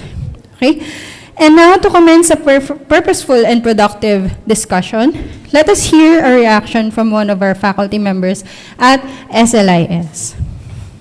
Our reactor is Assistant Professor at UPSLIS who handles information technology, management and marketing, research methodology, and quantitative research. He joined the school in 2006 and he teaches LIS and archival studies courses both at the undergraduate and graduate levels.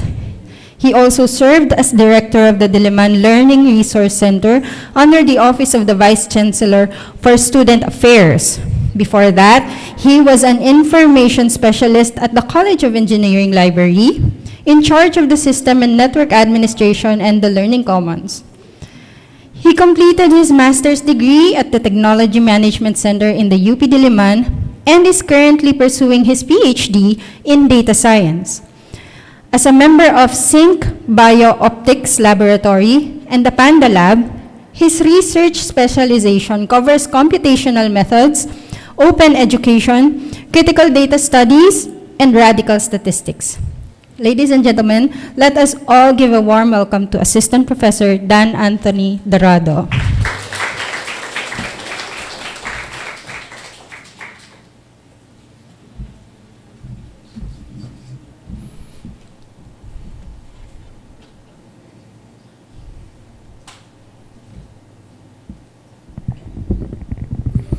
Thank you, Grace, for that introduction.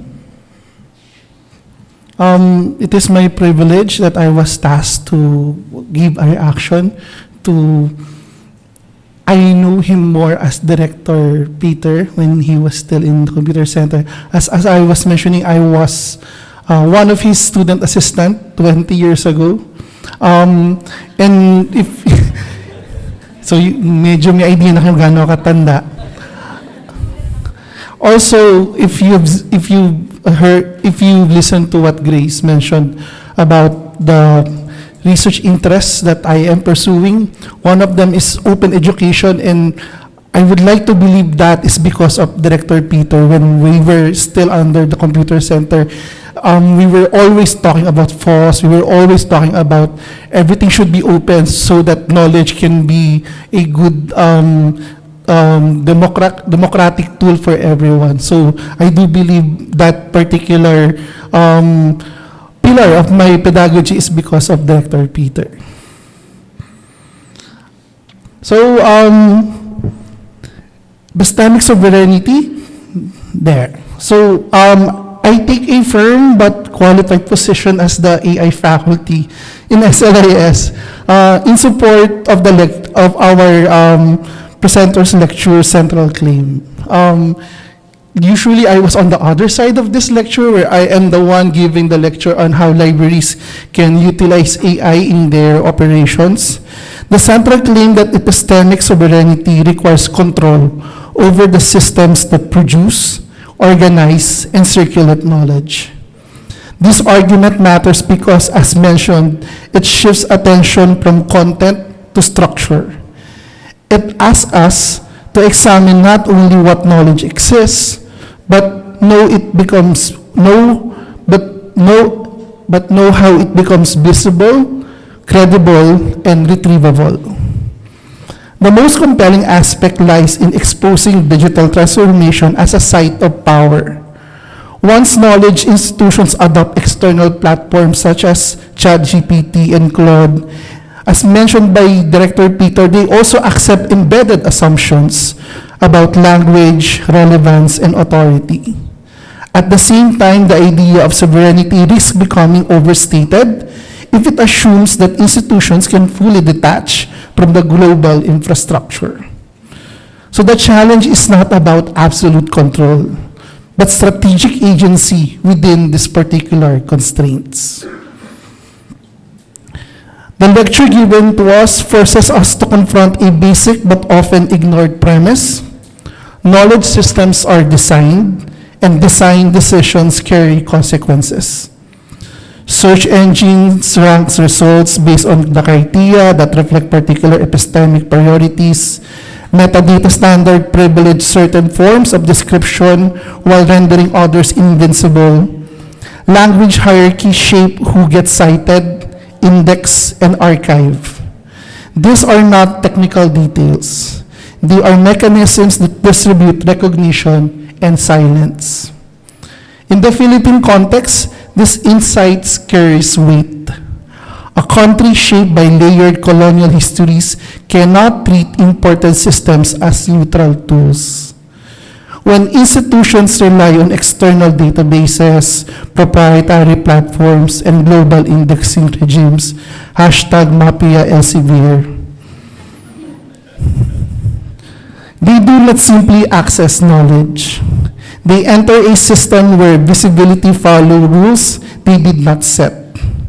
This helps explain why local scholarship often struggles for presence in international citation systems, and why knowledge expressed in Filipino or other Filipino language and dialect remains marginal in digital environments.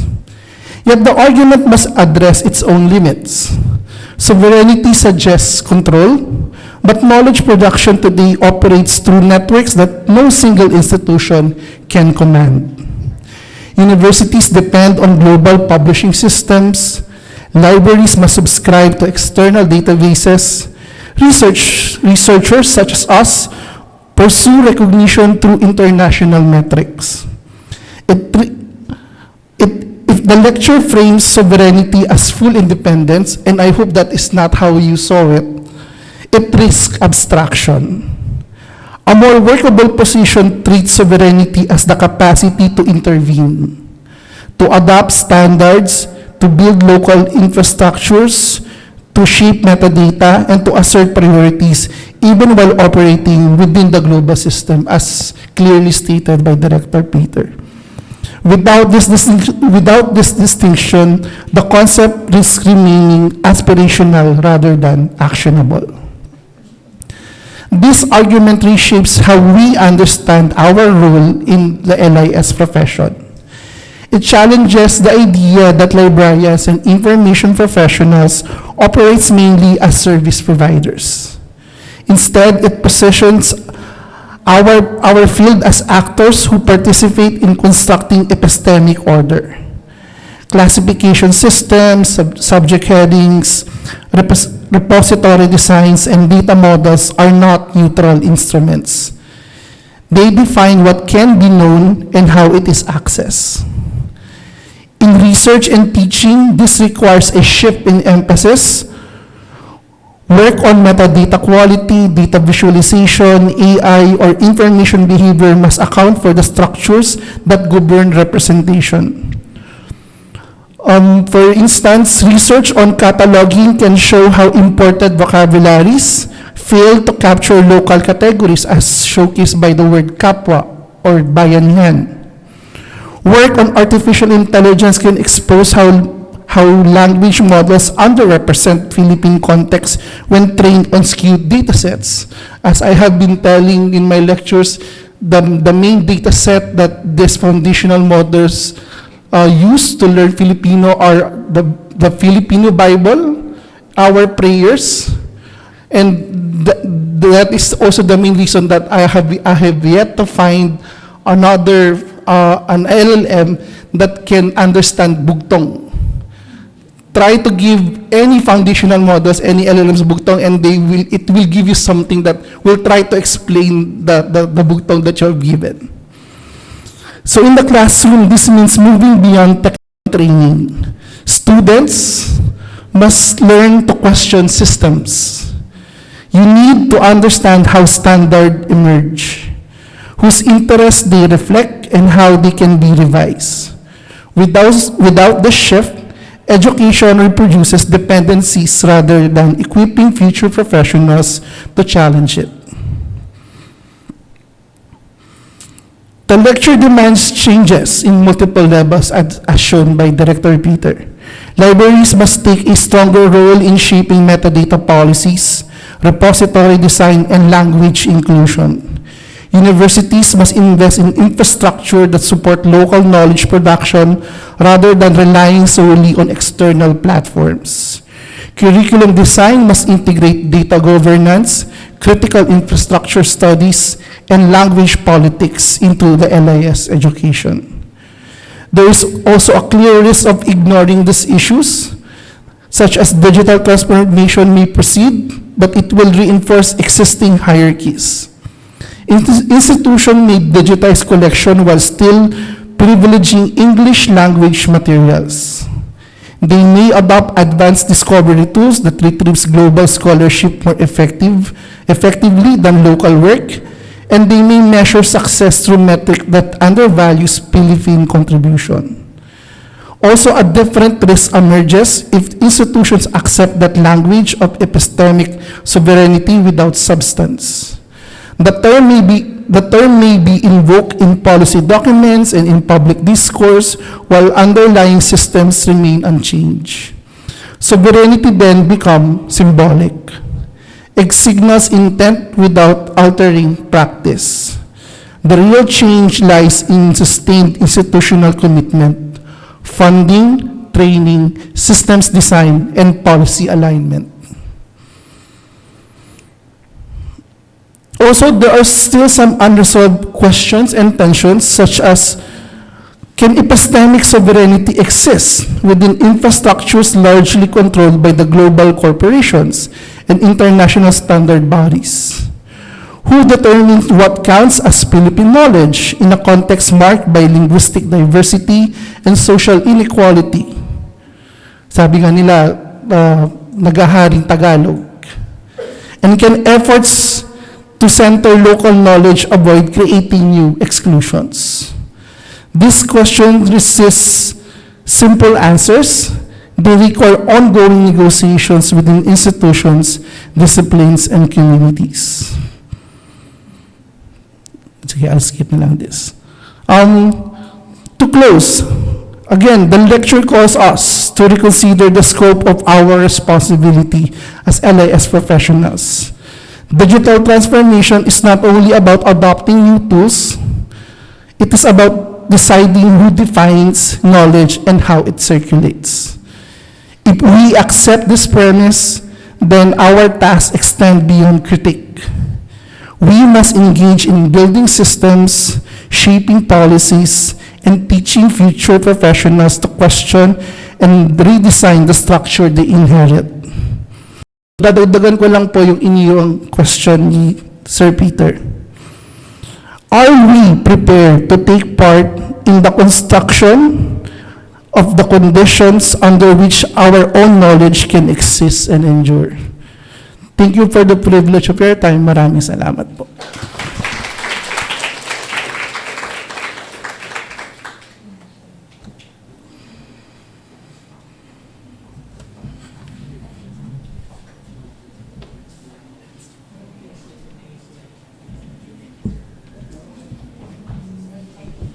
Thank you very much, Sir Dan. A truly eye-opening reaction that aligns with the pressing issues presented by Vice President Sy, placing the arguments presented more firmly in the Philippine context. It highlights the urgency of understanding the risks and the tasks at hand, imploring us information professionals to assert our capacity to intervene, to question, and to govern over technologies. Right now, we would like to invite Vice President Sy back onto the stage as we will open the floor to the questions from our participants as well as to their comments. We would like to reiterate that the whole session is being recorded for uploading to our YouTube channel, youtube.com/UPSLIS. So when you are ready with your feedback, please approach us. Actually, Sir Dridge has the microphones here. Approach Sir Dridge maybe, and before you state your question or comment, please introduce yourself first by mentioning your name and affiliation. So, any questions or feedback from the floor?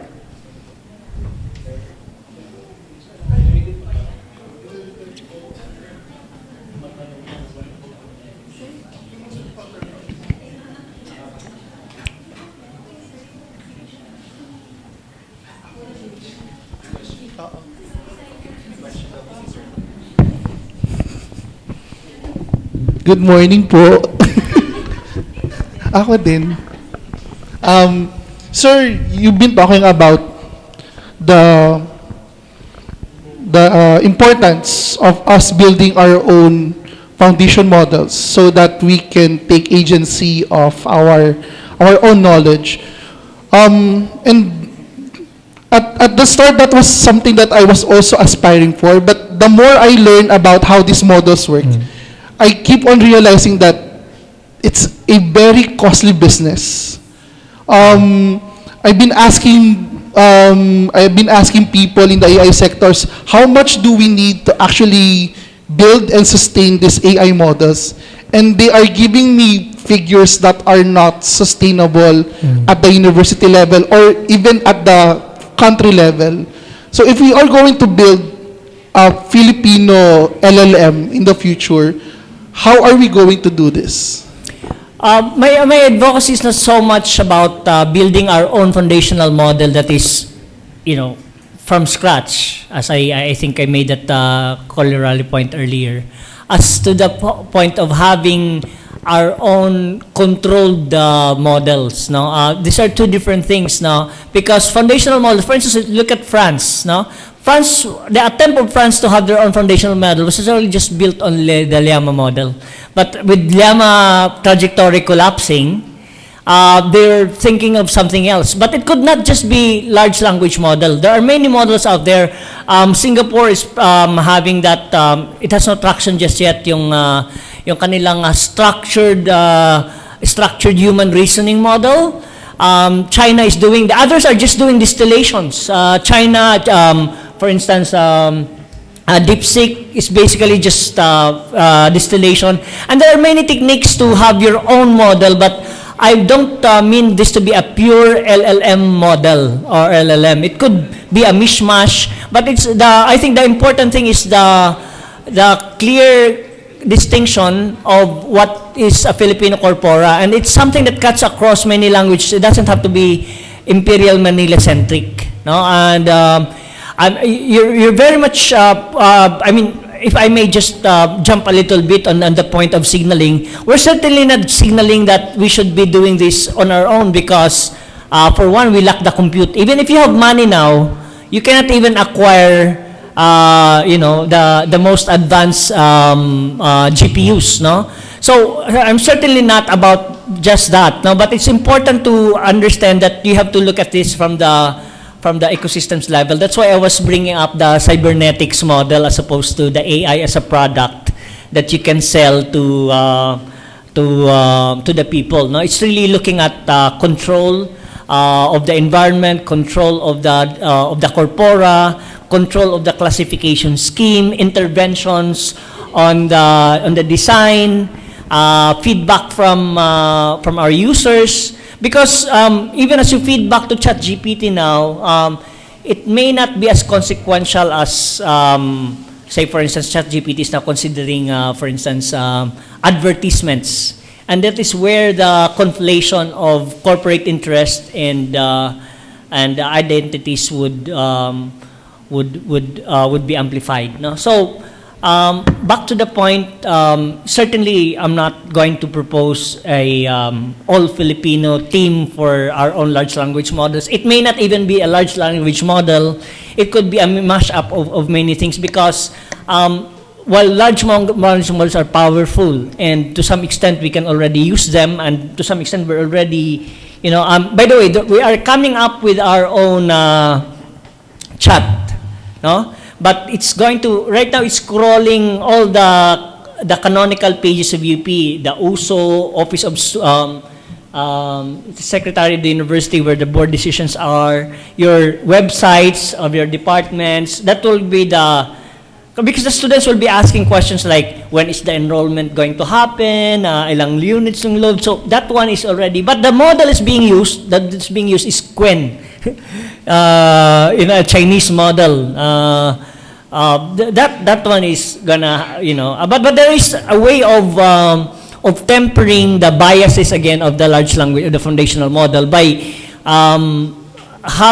designing the inferences such that will privilege our own corpora, our own data set. And there are also interventions, at least for the technically inclined anyway. The view of our colleagues, especially Professor Ruel Atienza, it's not about vectorization. It's about taking the whole data set as it is. So it's like having scans of the data set as opposed to more laborious, more CPU intensive vectorized data sets. So yun po ang mga options natin. And that is where we need all the help, no? Yeah. But on to the point na hindi lang sana to signaling, hindi lang sana to parang cleanse fist lang. It's really doing the hard work. We have to do the hard work of doing the design, intervening at the right places. So we'll have a more sovereign exercise of artificial intelligence or modeled collective knowledge, no? Thank you. Thank you po. Are there any more questions? Okay.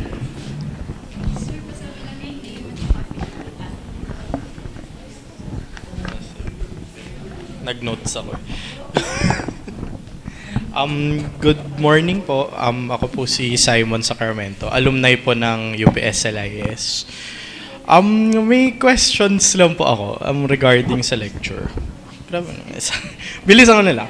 Yung una po is, appreciate ko yung reframing actually, yung modeled collective intelligence. Pero ang question ko is, if nagre-repeat lang siya ng, kung statistical output lang siya ng corpus of knowledge na kinroll niya, should we really be calling it intelligence?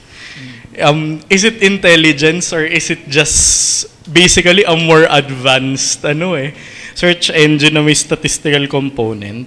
Tapos yung second is sa sovereignty natin.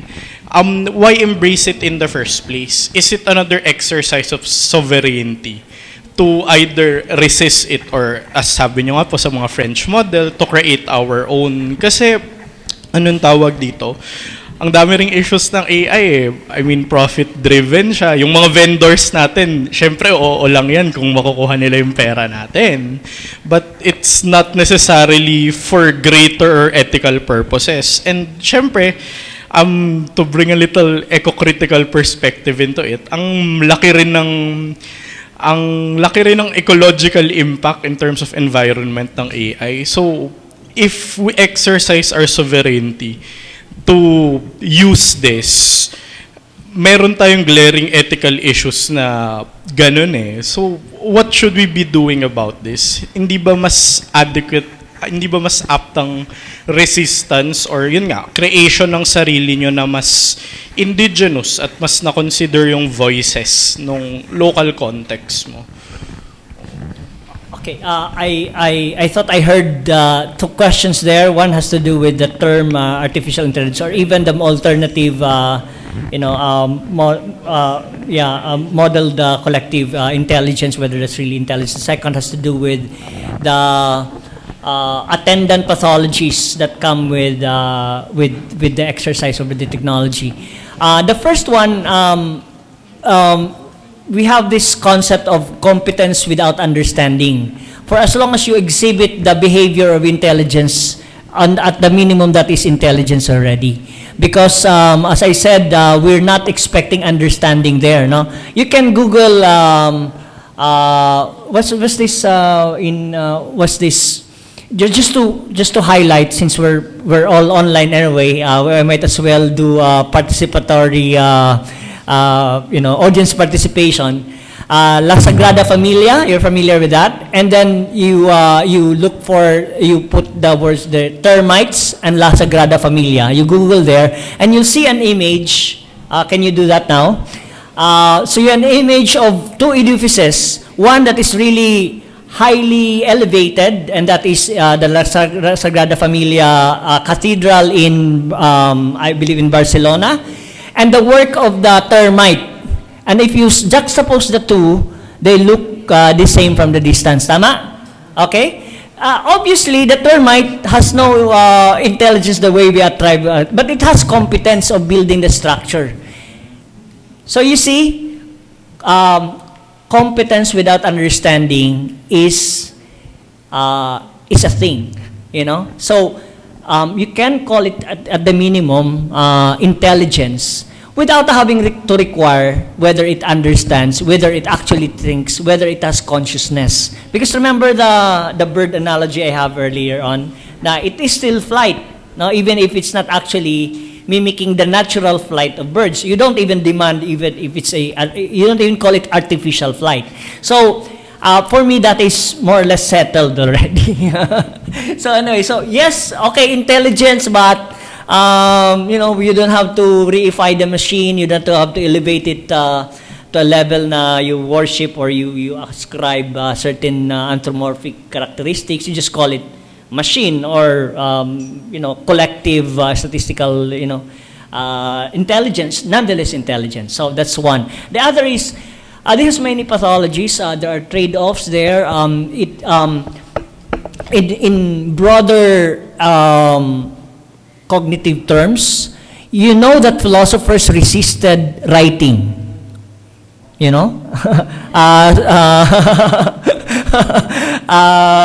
Socrates was very critical of writing because it diminishes our capacity to embed knowledge, to internalize, to memorize things. Hudhud people are not writing, essentially. If there are accounts, but then would be less hudhud because it's basically oral tradition. So there's a trade-off in writing. But you can make the case that we're better off as a society because we wrote stuff. No? Now it's no longer about writing. something else. We're not writing the way we used to write. Remember the typewriter days? You have to have a clear mind and then actually write. They were actually writers. Now, it's just playing with AI. Giving the right prompts, giving the right context, given the right intention. So it's not even prompt engineering anymore. It's not even context engineering anymore. It's now intention engineering. You have to clarify the intention you have to have certain output. So I'm no longer, I would say, I'm less and less about prompt engineering. I'm less and less about context engineering. I'm more about clarifying what I want to see as an outcome.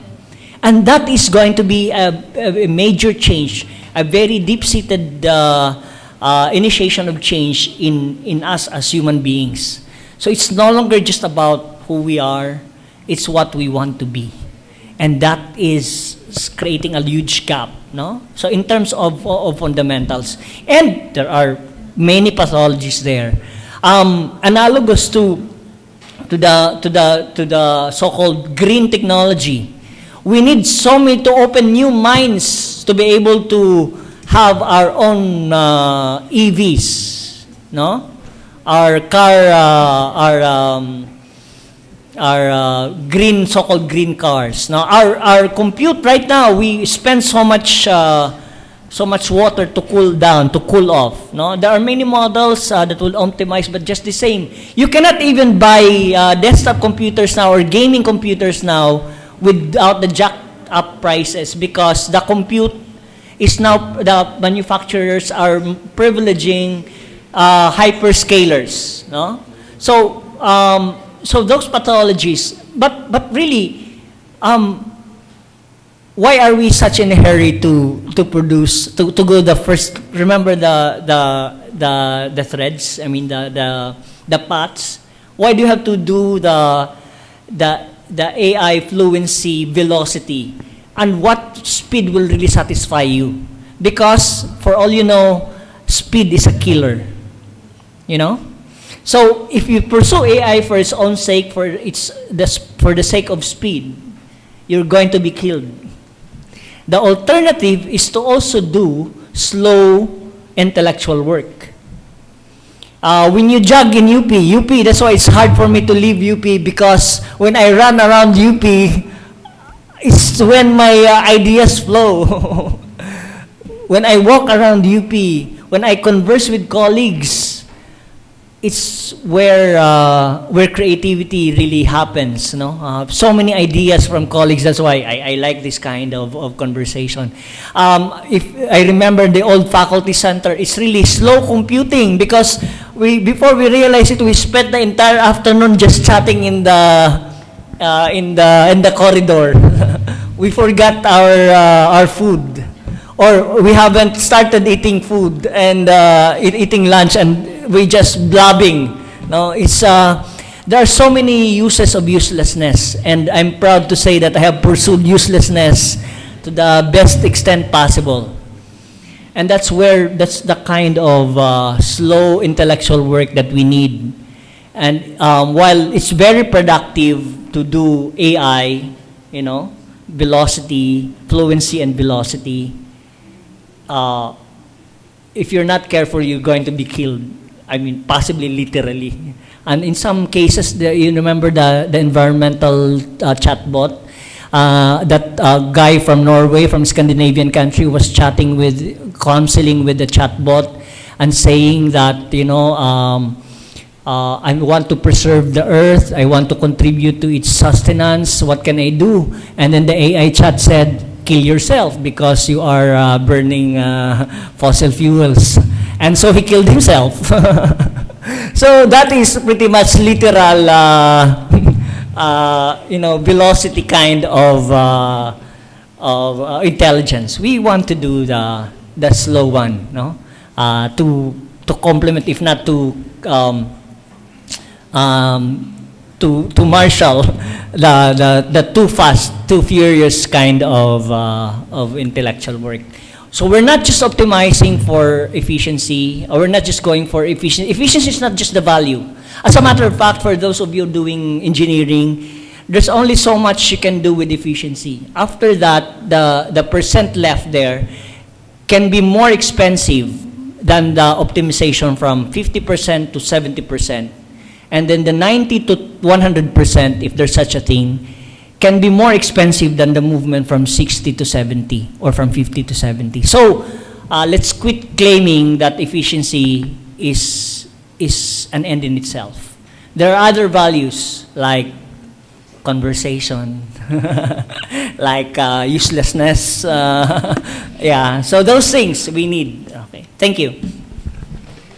Thank you very much, Vice Presidency. We're ending the open forum in a very high note. Nakakatawa. So, I'm sure we want to keep the ball rolling, but unfortunately, that is all the time that we have for now. We thank all of our attendees for actively participating in the open forum.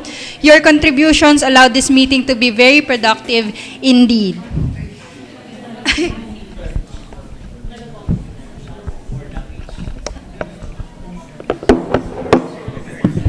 Again, we would like to express our gratitude to Vice President C for being with us today for this lecture and for generously answering the questions and comments from our participants. We are truly grateful for the wisdom you have shared.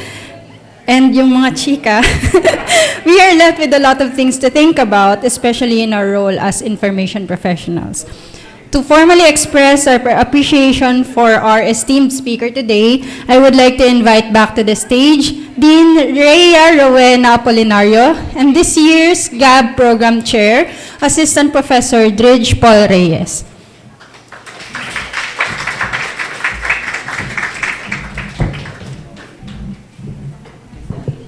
The plaque reads, University of the Philippines School of Library and Information Studies presents this plaque of appreciation to Peter A.C. for being the resource speaker at the 46th Gabriel A. Bernardo Memorial Lecture Series, given on the 18th day of March, 2026 at the UPSLIS Training Hall, University of the Philippines, Diliman, Quezon City. Signed, Dridge Paul A. Reyes, Chair, 46th GAB Memorial Lecture Series, and Rhea Rowena U. Apolinario, PhD, Dean, UPSLIS.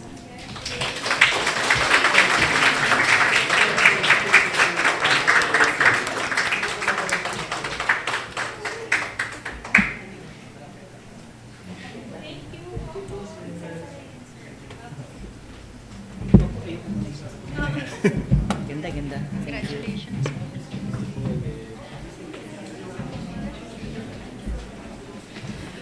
We are down to the last few portions of our program. To formally end our activity, we will hear some closing remarks from Assistant Professor Dridge Paul A. Reyes, the Chair of the 46th Gabriel A. Bernardo Memorial Lecture Series. Sir? Old school po ang aking kodigo. gusto ko nagno-notes eh. And so good morning everyone. So as we come to the close of the 46th Gabriel Bernardo Memorial Lecture, I would like to thank all of you for joining us today, our colleagues from libraries and universities, our partners, alumni, students, and friends of the profession. So this lecture series, as mentioned kanina, was established by the UPSLIS to honor Gabriel Adriano Bernardo, widely regarded as the doyen of Filipino librarianship. His dedication to scholarship and librarianship continues to inspire generations of information professionals and educators in the Philippines. This year's gathering is especially meaningful as we also celebrate 112 years of library and information science education in the Philippines. This reminds us that our field has always been deeply connected to how knowledge is organized, preserved, and made visible. Today's lecture powerfully brings back this core. Again, we are very deeply grateful to Sir Peter C., Vice President for Digital Transformation, for this lecture. His insights challenges us to think about how knowledge institutions, including libraries, can shape the future of information. As pointed out earlier, who controls classification also shapes legitimacy and ultimately knowledge itself. We also would like to thank Dean Rhea, Ma'am Elvie, Sir Dan, Ma'am Grace for their contributions for today's program. Our appreciation also goes to our partners, the UPLSAA, headed by Ms. Cham, the PANDALabs, or the Public Archives and Data Lab, headed by Sir Bono, for supporting this year's lecture. On a personal note, I've had the privilege of attending GAB numerous times already as a participant. I've also served as an MC these past few years. So this year, I'm truly honored to serve as a program chair. Mahirap pala. But of course, graduate na ako, na-kompleto ko na po yung checklist ng junior faculty. Year-end party, lantern parade, GAB. And so, pinasayaw na ako nung Christmas party sa akin na. Graduate na ako. So, of course, hindi po ito magiging successful without the collective efforts of so many people. I would like to especially thank again Sir Peter, kahit na medyo short notice po yung invitation namin at kahit na sobrang busy po ninyo. I would like to thank the UPSLIS administrative team and staff, the library, our technical team, and Sir Roel, kasama ng admin team natin kanina for the beautiful stage design natin, as well as everyone who worked behind the scenes to make today's event happen. Kasama na rin po yung mga SERP admin staff po natin dito. Finally, to the faculty, staff, students, alumni, and friends of UPSLIS, thank you for continuing this tradition of reflection and dialogue. So, kita-kits po tayo next year. On behalf of the organizing team, maraming salamat po for being part of the 46th GAB Memorial Lecture. We hope to see you again in future gatherings of this continuing tradition. Thank you po and magandang araw po sa inyong lahat.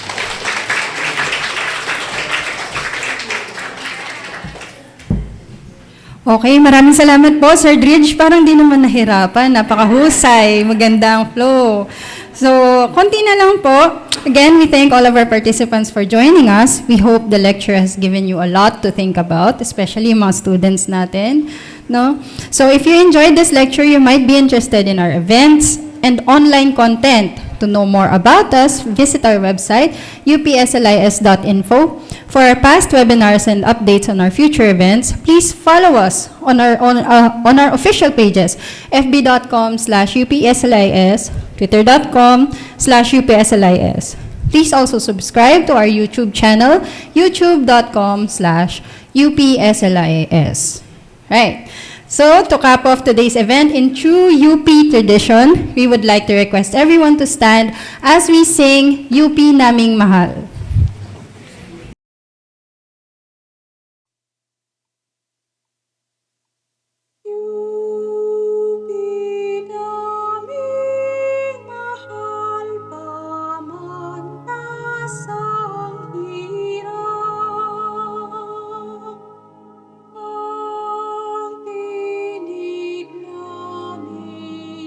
Sana'y inyong bigin.